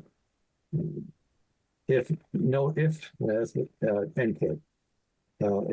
there was no definitive subdivision plan, then it appears that the 50-foot no disturb zone is appropriate for, quote, residential activity, including residential lots and multifamily residential development. Note to see section 5.12, whether a negative determination of applicability may apply, end quote. So it looks like probably this should be a 50-foot no disturb zone. And again, it is lawn, for the most part, up to the edge of the tree line shown on the plans. But I just thought that should be discussed by the Conservation Commission. Yeah, a lot was created by subdivision in 1956, I believe. I have the recorded plan I can forward. Okay. For the chair. Yes, Anna. So Judy and I did some research on that today. So it was an approval not required under the subdivision control law. So they were frontage lots based on the plan that we were able to find on the deed reference, not a definitive subdivision approval. Okay. Okay. Well, it's an approval not required subdivision of land. So because they're furnished lots, they don't get the same protection as a definitive subdivision plan. That doesn't seem to make sense. So they're lots created outside of the original subdivision, right? Well, no, well, because it has frontage on an existing public way, it's called an approval not required subdivision. Because the lots had frontage and area for the zoning district when they were created. Effectively, they were conforming lots when they were created in 1956. Okay. Okay. So yeah, I guess this might be a little gray area for the commission because it was created before that date, obviously, and I don't know if anyone has. Chair. Yes, Matt. Sorry, Rosa. Thought you were done. Whether it's 25 or 50, what's being proposed that's a structure within the 50-foot buffer zone? Nothing. I mean, maybe I'm missing it, but I don't see any. No. There is we're just talking about the activity, I think. I mean, most of the area, within the 50-foot zone, except that little bubble clouded out area near the rear where it shows the woodland coming up to the 50. That's all lawn pretty much from the street, between 0 to 10 to whatever to 25. So there isn't any new activity proposed, with the exception of the installation of the fence along the 25-foot zone. And in reality, what we're really doing is reclaiming a good chunk of area that's currently lawn within the 25-foot zone up near the street. So, I mean, it's certainly it's an improvement over existing conditions, despite the fact that we're adding on to the building, but all the building additions are beyond the 50-foot zone. Yeah, through the chair. That was my sense. That's what I was asking the question. Ultimately, it looks like we have no structures within the 50-foot buffer, which is great. There is some work within that area. All of that work, with the exception of a portion of the fence, appears to be within lawn. So to me, that would be a minor activity in lawn. So I get the discrepancy potentially between a definitive subdivision plan and approval not required. I don't know the details of the subdivision control law specifically, but my understanding is that an A&R plan is comparable to a definitive subdivision plan. You're not required to go through that process. Yeah, correct. All that aside, I don't think the applicant is asking for anything outside of what what our regulations allow us to approve. That's at least my read on what I've heard and what I'm seeing on the plan. Mm-hmm. Yeah, that makes sense. I do appreciate the pulling back on that area in the 25 and replanting some trees and getting that buffer zone back there. I think that's valuable. Along those lines, how many trees are being removed compared to how many are being planted? Is it 1, 7 trees coming out. Well, yeah, within the buffer zone, I mean, do we need to make that distinction? But a total of 1, 2, 3, 4, 5, 6, 7. I think that's it, but I need to seal more of the plan. 7, two of those are outside the buffer zone. Okay, 5 within the buffer, and then yeah. Okay, so you're doing a 2 to 1. I'm just kind of getting at, usually we do a 2 to 1, at least planting replacement. It looks like you have that there. Yeah, that was the intent. Okay. Okay.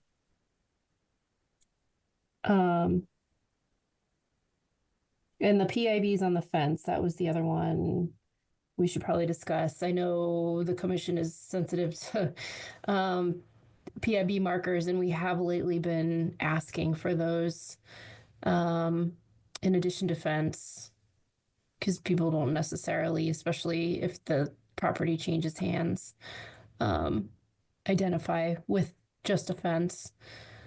Does anyone have any thoughts on the commission on that? Yeah, Melissa, I do. So right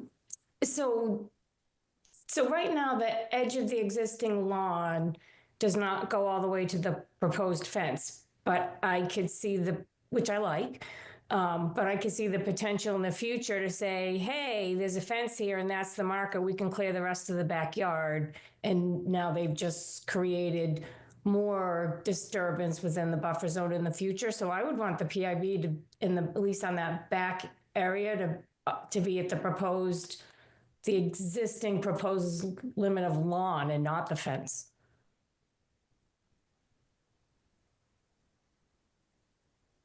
Because I would want additional clearing in the future.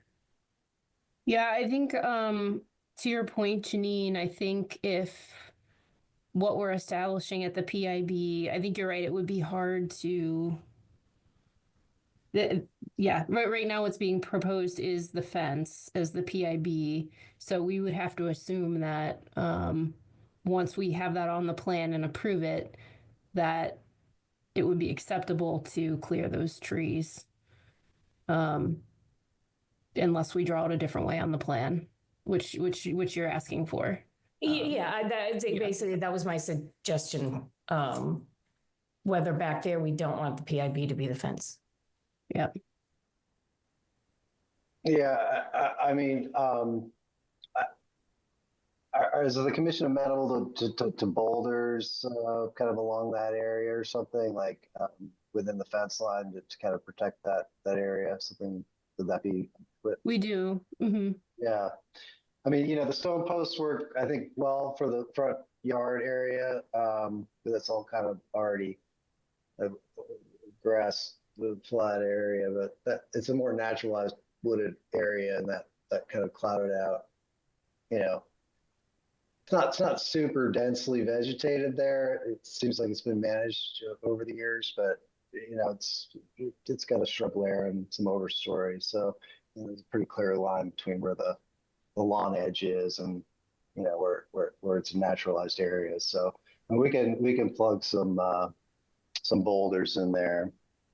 The spacing on that, 10 feet, 15 feet. What's the norm usually, except for that? You know, off the top of your head, Anna, what we usually use? I think I'm down for 30 feet. Yeah, typically it was 30 feet on, as long as it was in visual. But you've got a couple of jogs there, so it really depends on how you really want that lined out. Okay, well, I'll throw some on there, and 3 to 4 foot diameter, that kind of thing. Mm-hmm. Yeah. Yeah, and you can put some medallions on the trees too. Yeah,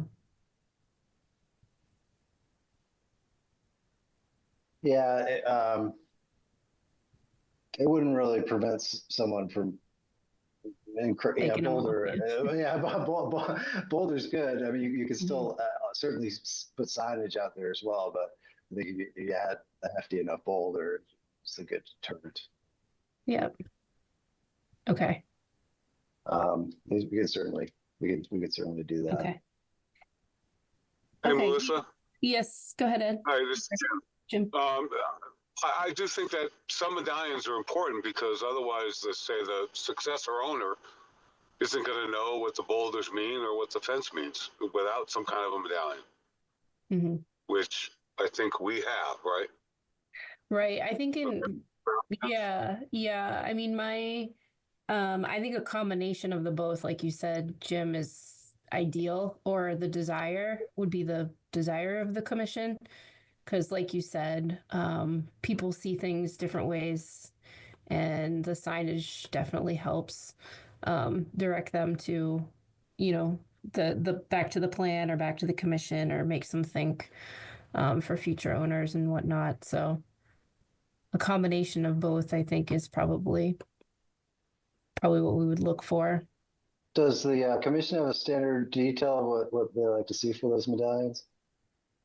Yeah, we actually have them, and you can pick them up from Judy and Anna. We have medallions available. Well, how friendly of you. You provide the medallions. That's wonderful. Yeah. Okay. We try to make it easy. Yeah. And how about spacing on those? 30, 50 feet? What do you guys prefer? Yeah, I think we look for 30, but like Anna said, if there's jogs in the line, it's kind of where it makes sense. Yeah. Okay. So yeah, you can touch base with Anna and Judy on those. And if you could update the plan to get those on the plan where they would be placed, so that we have a consistent line on the plan to match up with what, gets put in the field. Yeah. For the record, that would be great. But we can terminate it by that rear shed where it angles up, right? Yeah. Yes. Through the chair. Go ahead. I would suggest that entire back line, because that's all within the 100-foot buffer zone. So, come through the tree area and then past that existing shed, go across that back over to that side property line, because that's all buffer zone. Because you don't want somebody to continue back through that, between that 50 and 100 foot into the rear yard. Without first obtaining an order of conditions, you mean? Correct. Yeah. I mean, it is still usable upland, subject to a permit at a later time. What do the medallions say? Just a conservation area? I'm just curious. I think you don't have one hand. Oh, there you go. Oh, no disturbance zone. See, I think our no disturbance zone would be a little misleading across the back. But, I mean, certainly along the 25-foot zone where the fence runs and the stone posts are, I don't disagree with that. But extending it from behind that existing shed up, it's not really a no disturbance zone any longer. Through the chair. Yes, Matt. Yeah, I understand where you're coming from, Scott. The intent is that there's no disturbance allowed without a permit from the commission. So it's not that it's a no disturbance zone, it's that the landowner would need to come back to the commission before they did any disturbance in those areas. So that's the intent. I concur with Anna. I would expect the medallions to go all the way to the southwestern corner, because there is buffer zone to the south of that area. So I think we're looking for 10 to 12 medallions from the property down to that corner at a 30 to 40 foot spacing, 30, 50 foot spacing, something along those lines.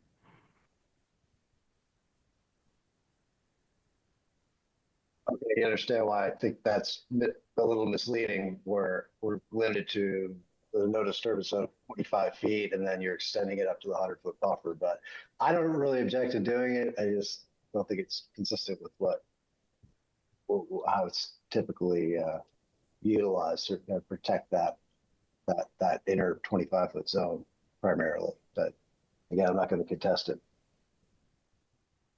Okay. All right. Does anyone have any other questions, comments? Through the chair. Yes, Judy. I just wanted to jump really quickly back to A&R lot versus subdivision, just to confirm. Anna and I can touch base with town council to clarify that section of the bylaw. And just in terms of, setting precedent for other properties and other filings, making sure the commission knows what they're deciding, if they're going to be using this filing to confirm that A&R lots can apply for that exception, or if we're just gonna say we're not confirming that for this filing. I hope that made sense. No, that makes sense. It's worth asking. Yep. Yeah, I mean, Thanks. I think in this case, we're not really seeking any relief. Most of the activity is already occurring, with the exception of the fence. So, I could, I mean, it was certainly something worthy to looking into. But in the case of this lot, it's, I don't think it's a major issue other than the fence. Yeah, I agree. I don't think it would change anything as far as what we would decide to vote on. But like Judy said, it might just be something that we know is we're not making a decision based on that for this filing for legal reasons, or Yeah. Oh, I understand. Because it's not. Yeah, it's the next project. I understand, right? Yeah. You're worried about what you do now. I understand. Right. All right. I'm just going to ask if there's anyone from the public that has any questions or comments. I don't see any. All right. So are you amenable to continuing this to the next meeting so we can get those revisions on the plans? And I am. Okay, awesome. And the next meeting is the 25th. All right. Can I get a motion to that effect? I'll make that motion. I'll second. All right, all in favor. Ed? Aye. Ted? Ted is an aye. Matt? Aye. Jim? Aye. Janine? Aye. And Heather? Aye. And I'm also an aye. All right, thank you, and we will see you on the 25th. All right. Thank you very much for your time. Good night. Yeah. All right. So now we go back to work session items.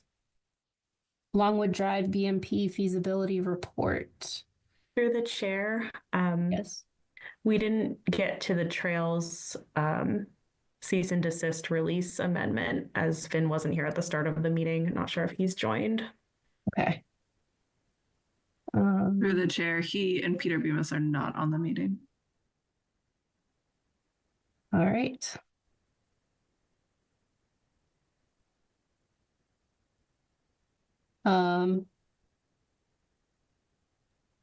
Melissa, do you need a motion to continue that then if they're not here? Or are we going to wait till the adjournment to decide? Yeah, if they're not here yet, I'm going to assume they're not coming.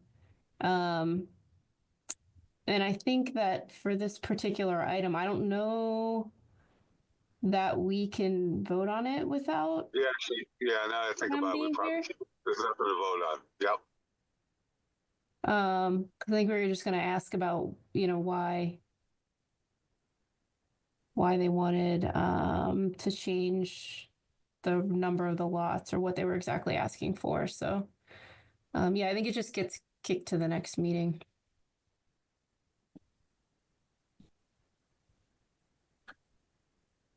Would you agree, Judy, Anna? Yes, through the chair. Yeah. I do believe you could vote on it still, but without the information. It's up to your discretion. All right. How about we just take a vote on whether to motion to continue based on them. That's not really exactly what they're asking for. I don't know that we need to because it's a work session item. Just because it's work session. Oh, that's true. That's I think if it was a hearing, we'd have to have a vote to continue. But work session, my understanding, we can just We'll just let it put rest in, and put it in the minutes. We don't have enough. We don't know what we're being asked, so we're not gonna vote on Through it. the chair, tabled due to no applicant in attendance or no requester in attendance. yeah. Perfect. All right. So Longwood Drive BMP feasibility report. Judy, you were gonna give an overview on this, right? Yep, through the chair. Happy to. I sent it out to everyone after our last meeting. If you haven't had a chance to take a look, pretty straightforward feasibility study that Ty and Bond put together in January, commissioned by the town to look into retrofitting the stormwater system and installing BMPs on Longwood Drive. So that's road just to the west of Whitehall Reservoir here. For context, and I'm sure Ed could probably provide more information here, but this general area was impacted by subdivision development, which resulted in excess stormwater runoff directly into Lake Whitehall, coming off here and impacting 3 vernal pools or potential vernal pools in this area, at least one of which was severely impacted. So the town asked Ty and Bond to look into a few different concepts for stormwater improvements to prevent untreated runoff from getting into Whitehall. And the town is required to install at least 1 BMP within the Whitehall watershed to comply with MS4. So they're selecting this area as it's a pretty high contributor of pollutants. So there's 4 concepts. There's a pretty helpful table in here that kind of compares the pros and cons of each of them. Right here. So basically concept 1 involves installing 22 infiltration trenches adjacent to existing storm drains in the right-of-way on Longwood as a way to filter out the first flush of stormwater runoff. This is sort of the most cost-effective option. Concept 2 installs 6 subsurface infiltration systems in the right-of-way as an alternative to the infiltration trenches. So these are 3-foot chambers set in a gravel bed that connect to the existing drainage system to provide treatment. So this one has higher treatment potential, but is more costly than the first option. Concept 3 consists of installing 6 bioswales and 3 bioretention basins. Bioswales can be fit into the right-of-way, but the bioretention basins would have to be placed in drainage easements in private property. These would all be planted with native plantings and connected to shallow trench drains on Longwood. So this is the most expensive option, also projected to result in the lowest treatment potential. So Ty and Bond did say they aren't recommending this option, but included it in the design specs and write-up. They also mentioned that this is the only option that would require permitting through commission. So I think that's kind of up for discussion for y'all.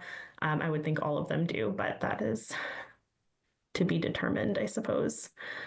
In concept 4, that's just a combination of concepts 1 and 2 as a way to balance cost and treatment. So this would include 16 infiltration trenches and 3 subsurface infiltration systems. So it costs more overall, but the treatment per dollar is lower than the second option. So I think the ask here from DPW Director Carey is just to see if folks on the commission are leaning towards any concepts in particular. If y'all have feedback or questions on the report, I think they're looking for support on moving forward with one of the concepts and looking for funding to move this forward. So yeah, happy to answer questions if I can. Judy, is the issue with the vernal pools and Whitehall Reservoir about the quality of the runoff or the quantity of the runoff? I think it's largely quantity. From what I understand, the runoff from the subdivision was channeling directly into Whitehall and into those vernal pools. So it was just a large quantity of it. But I think, yeah, Ed knows a lot more about the history.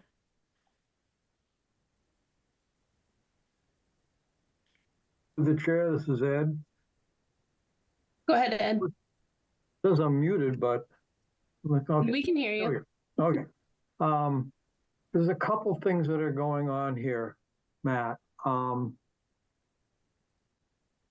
There's a historic spring that flowed northerly across Wood Street, and if you take a drive down Wood Street past Spring Street and Chamberlain, where Wood Street kind of bends to the right, and you look to your right, you will see a significant stream bed from significant water that used to flow through there. That water has been redirected by the storm drain system into what was the vernal pool directly behind our house.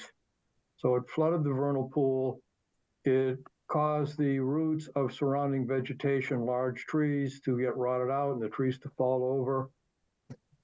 The second issue is one of other things that are coming along with that water, which has led to the entire, in my opinion, the entirety of the westerly side of Lake Whitehall, where water is coming in from Longwood and Ralph Road, to be made nearly impenetrable for weed growth. For when we moved here in 1980, the bay behind our house was clear. People moored or stored boats there. We have still remnants of that on a tree from prior resident. We had a mooring out there. It is now barely passable. So those are the two issues. And this is an attempt to deal with the phosphorus. At least that is my opinion. This is an attempt to deal with the phosphorus. It is not an attempt to redirect the water flow more in the historic direction. Yeah, that would be consistent too with the MS4 permit program. Lake Whitehall is impaired for phosphorus, and I think that's what they're alluding to in here. Is the town's required to do a BMP project within the watershed of Whitehall this year, in year 6, 7, I forget. Per the permit, so they need to pick a site. So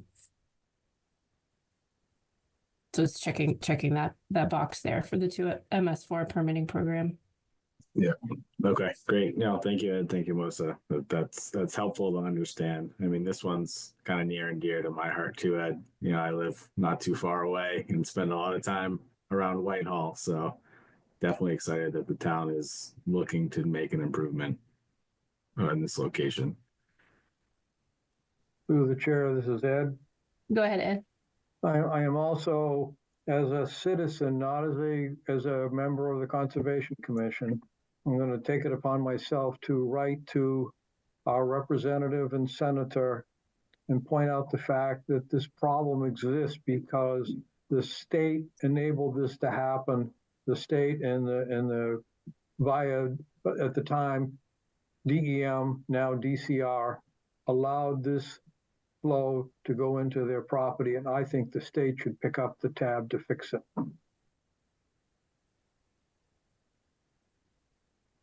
Yeah. I think as far as the concepts go, I think, you know, I would really defer to DPW, I guess.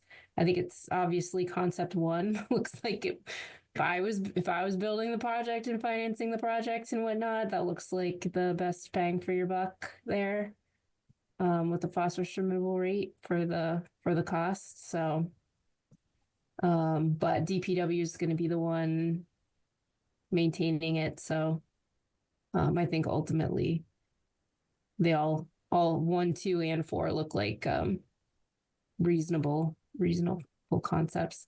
In regards to the permitting piece of it, that's an interesting question, Judy, whether it needs to come in front of conservation or not. I guess the thought of whether it has to come no matter what You're thinking because of the storm, because it's the stormwater ultimately discharging to Lake Whitehall. Is that what you're thinking?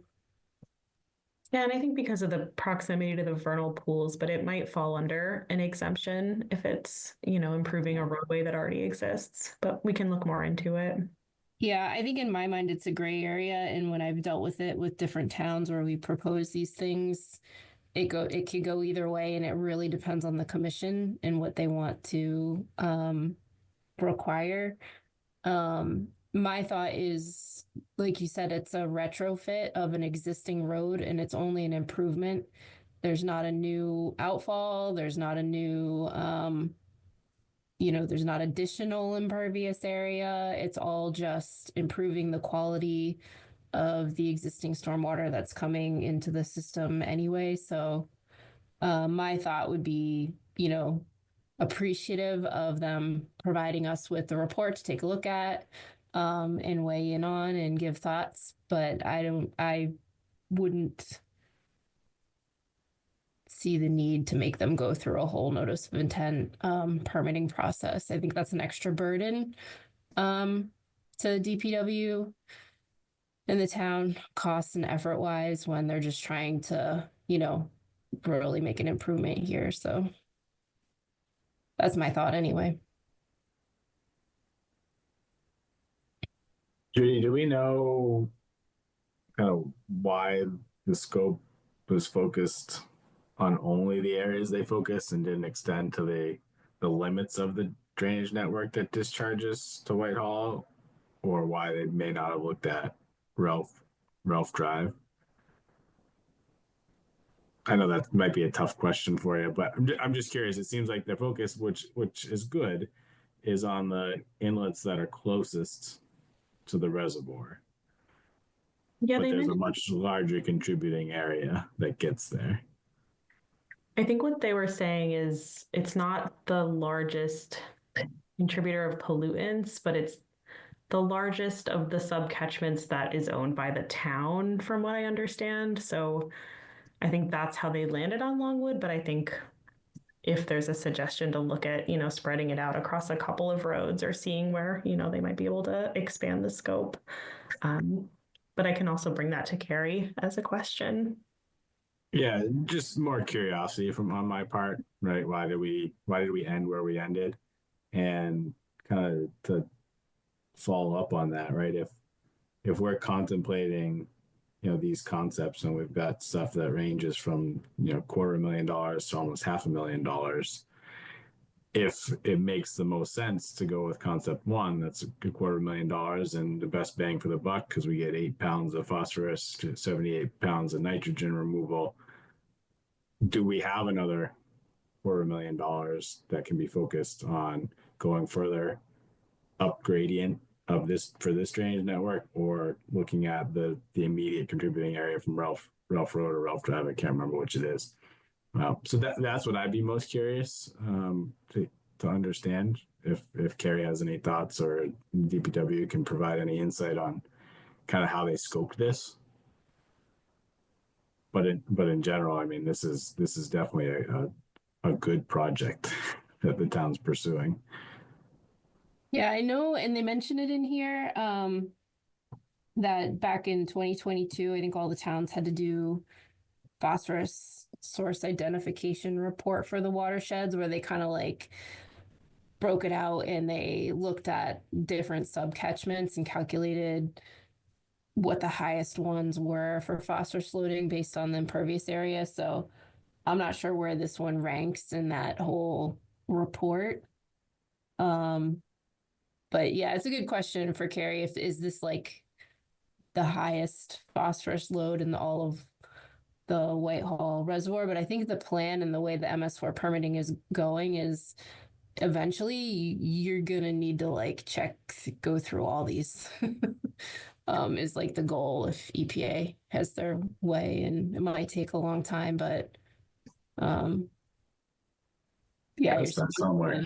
Yeah, you got to start somewhere, and I think there is a bigger report that kind of picked out some high density spots for this. Ed, you got your hand up again? Yeah, I'm desperately looking for that. This was flagged as the highest source of phosphorus.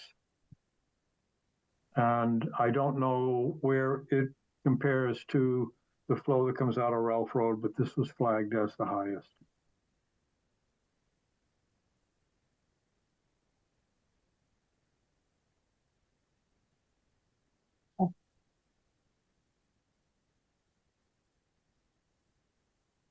Great. So Judy, do you think that's enough information to go back to Carrie, what she was looking for feedback?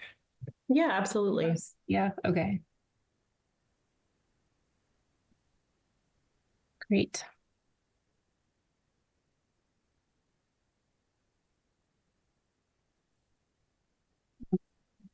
Okay.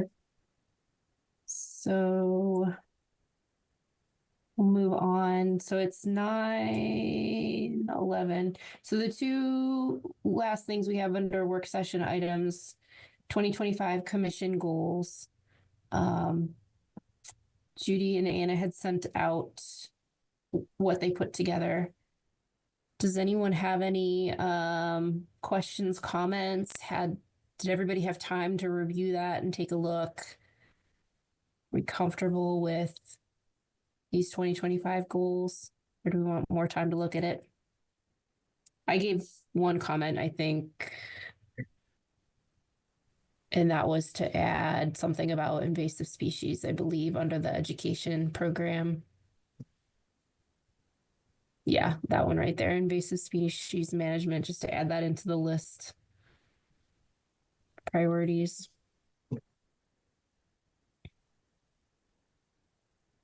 And I would concur.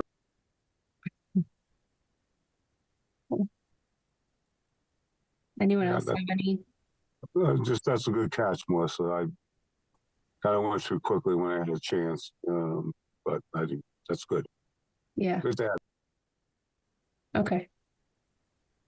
I thought you did a good job putting this together, Judy. Oh yeah, I forgot about that part. Thanks. All right. If everybody's good with it, then I think you go ahead and take the draft off. We could even probably post it to the webpage, I think would be a good idea. Look what I found. Feasibility study. My Nice. eyes are still pretty good if I can read that. Nice, Ed. All right. If Listen. anyone who was just talking, Anna? Me, sorry. You. I think these goals are spectacular. At what point do we want to chat about kind of action items to try to attain some of these goals? Mm-hmm. Yeah, I was just going to say, if anyone sees one of these goals and has something that's like calling out to them to kind of take the lead on. I mean, obviously Judy and Anna are going to work on that. Judy in particular, you're going to work on this as part of your role with the commission in pushing these forward, maybe come up with some action items. But I think it's not just on Judy, it's also on us as commission members. If we see something here that really kind of resonates with us that we want to take a look at. One of the things I sent over to Judy recently was I had seen, and I guess it probably falls under standards, was I found some information. Town of Wayland had a really nice, I think they called it a standard for tree replacement. And it was very clear cut. If you're taking down this many trees, this is what you replace with. And it had it as a nice graphic. And so I've been kind of looking for some things like that and sending them over to Judy, and maybe we can work on that. That was one that I was hoping to pick up on. What else? Oh, the other thing that I had mentioned to Judy and Anna was grabbing the calendar, like a town calendar with or a list of events that are coming up, that we could potentially do public education at, and having that at one of our meetings so we can kind of look at what are the events in town, what do we want to target for actually going to these events, representing the commission, coming up with some handouts and some things. So that's an action item in my mind. Judy and Anna, we're gonna work on getting that list of list of events together. Do we have readily available, or can we pull something together that identifies the commission-owned conservation land? I mean, you asked about things that jump out, right? Like that to me is something I'd be interested in looking at and starting to make some progress on. Okay. I'm sure that Yeah, I know there are lists that exist. What format they're in and how up to date they are is another question, but we can definitely dig into that. Yeah, it'd be great because it starts with where do we have land that we're in control of, and then I'm happy to go out and take a look at some of these areas and provide some thoughts on how we can take care of them.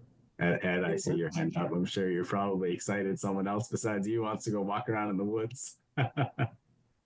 Hey, Matt, there was a time in one iteration of the town's GIS and assessor's maps, there was a time when you could find all that out relatively easy because you could search by Hopkinton Conservation Commission, and it would give you a whole list of the properties. And I don't know if that still works or not, but so because the ownership was Conservation Commission, are you looking for that? Or are you looking for where the CRs? That would be open. You're right. I'm on a GIS map right now. So if I search Conservation Commission, it does pull up quite a few parcels across town. Yeah, it pulls up the parcel list, right? Yeah. And then Open Space has, maps or whatever of all the properties that are owned by Open Space, and generally speaking, they all have CRs on them. Right, Ed? Generally speaking, yes. Yeah. To other, there's 4 parcels that are under the Conservation Commission behind the Hughes property, and Open Space knocked on Concom's door a year or so ago and said, wouldn't you like to have some management of this property?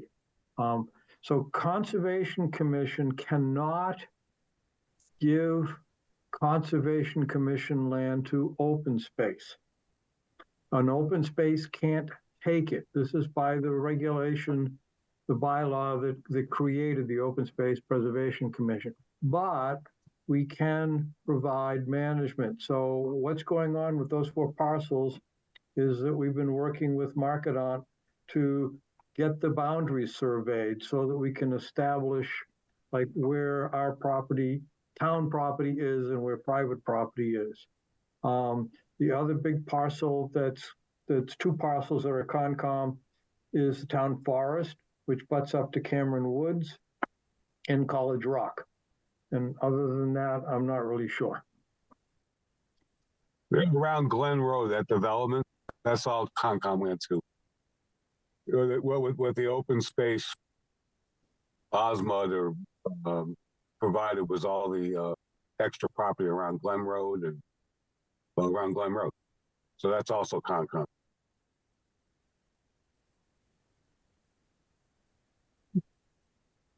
It would be good though to get that formalized, get some more things on our website, I think, on our webpage. That would be a good thing to put up there as a start. All great suggestions. Yeah. Through the chair, I'll take a look at that. Through the chair, this is Ed. Yeah. I don't know that this all fits into this idea here, but one of the things I'm very interested in is artificial lighting at night and how it can disrupt critter behavior and things like that. And that's an aspect that might possibly fall into the purview of Concom. I don't know. Mm-hmm. Yeah, I think it definitely could overlap. As a proponent of as much light as you can possibly put around your house. I'm kidding, of course. Yeah, no, that's something that, like, you know, generally I wouldn't even cross my mind that would maybe affect the critters. Didn't think about that. Well, I might add, I think it affects the coyotes and the wolves by kind of scaring them away when you have light. But I can't confirm that. I have no video evidence of that. Through the chair, there's a good article in the Atlantic, Melissa, if you're interested in reading that, about, you know, light pollution and using different wavelength light bulbs and things like that to see if you can mitigate some of the impacts. Okay. Yeah, no, that would be was interesting. Last month, maybe. In what publication was it?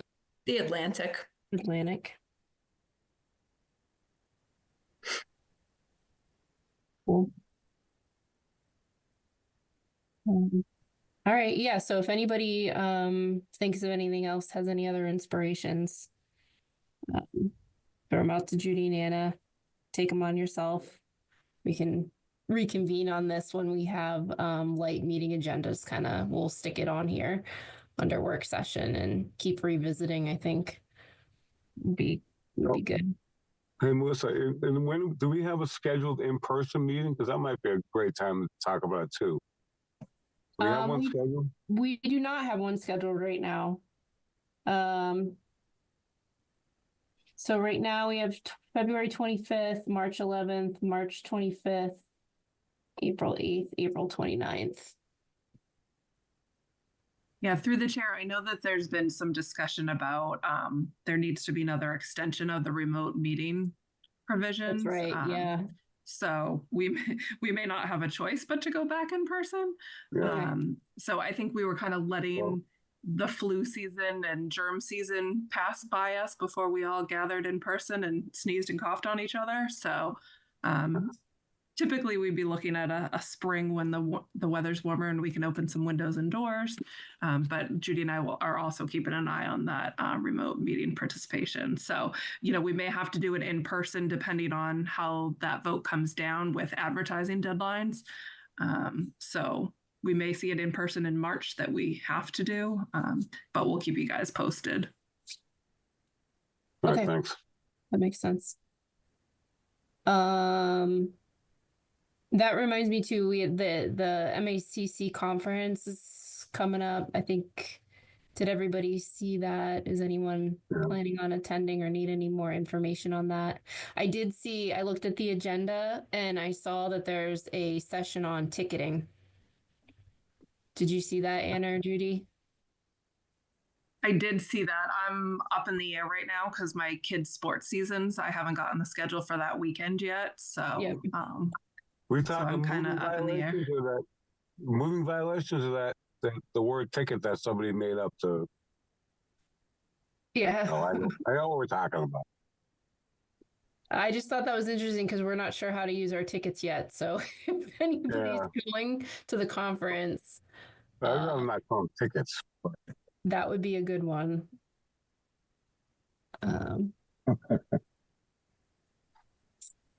Okay. Well, I'll get back to him whether I can attend this, Jim. I don't know. Okay.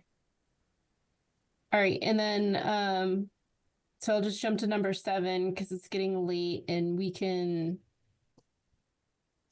just touch on it really briefly. Guidance for violations, since I was just talking about tickets. I think that's what this work session item was talking about, right, Judy? Giving Judy and Anna some guidance from us as far as what were our expectations, what we want them to look for violations, how we want to handle them. The ticketing is a big thing that we have these ticket books, but not real sure what our approach should be on them, how we carry those out. And then looking at, these different situations that we have for violations, like the tree cutting that we had earlier today, where you have a property like that that's just very blatant, versus someone who just cuts down a couple trees and doesn't realize, that it was a problem, and maybe we don't go a direct violation route. It's more of an educational process, and kind of what the areas are for that. So, like I said, it's getting a little late. I don't want to drag the meeting out too long, but that is the point of that discussion, is providing some guidance, coming up with some guidance and clarity on how we want to handle these violation situations going forward. Just think about it. Melissa, do you know if we issue a ticket, is there a requirement that it be paid, or does the commission have discretion to provide relief to the homeowner? I don't know. Yeah, I am not very clear on it at all. So I was thinking about whether it makes sense to ask town council if they have, can give us a little presentation on it, if they're knowledgeable enough about the ticketing process, since they kind of pointed us in that direction when we went through everything with the trails. And so we need to set that up. So I think, Judy, do you have that on your list too? We have a few things for town council. Yep, that's on there. I think maybe that's the next step, because I really, the ticketing thing is very foreign to me. I don't know, kind of way out of my comfort zone with those. Fair enough. I mean, and through the chair, like it's hard when we are 99% sure that there's a violation. Like on the previous one we were talking about earlier tonight, we were pretty sure that area is riverfront, but again, it has to be confirmed. But until we actually were given permission to go on the property, we couldn't say yes or no that there was any BVW on the property. So it's like one of those, like, you go and issue them a ticket and then you find out there really isn't anything. I mean, it wasn't this case, but I think that's where, like, we're like, what do you want us to do? Like, the cease and desist is, if they listen, can be very effective. And I think town council has told us, like, if they don't listen, then we can go to court over it. But a big developer is going to listen a lot more than, your private homeowner. But to Melissa's point too, somebody cut down a dead tree and they didn't ask, I'm not going to go and issue a ticket to them. It's, reach out to them, explain, hey, in the future, this is the process you need to go through. Give us a call, let us know. And I think even people that are aware that they have wetlands on the property still are not following, some of these regulations. So you'll be hearing another one in the next couple of weeks. Yeah, I think that's why I have the question ultimately, right? There's some judgment and some discretion on our part as to whether or not it's worth issuing, but cease and desists and fines tend to get people's attention. So if we have the ability as a commission to kind of revoke the ticket, right? Take it back and say, here's the situation. We're going to take it back for reasons X, Y, and Z. That puts us in a better position, I think, where we can issue tickets more at will and then address it later. Because if you tell someone not to do something, but there's no repercussion for doing it, we've seen it over and over again. They go do it. Yeah. But if there's a financial component or a legal component tied to it, at least from my perspective, you're going to get more attention and more of a reaction. So I think it's really helpful to understand from town council, once we issue a ticket, what's our ability to pull it back, or, what position are we in once that occurs? Mm-hmm. Yeah. Yep. So, okay, more to come. Yeah. Never a dull moment. Nope, we're learning all the time. Yep. So, okay. I think that's it, unless anybody has anything else they want to discuss. Any public forum, but I don't think so. looking for a motion. Yeah, I'm looking for a motion. I'll make that motion. I'll second. All right, all in favor. Ed, Aye. Ted, Ted is an aye. Matt, Aye. Jim, Aye. Janine, Aye. Heather, Aye. and I'm also an aye. All right, thank you, everyone. Thanks. Is H came Night, out? everybody. Melissa, I'll get in touch with you soon. Okay, thanks, Jim. Okay. Yeah. Yep. All right. See ya. Bye. Bye, everybody.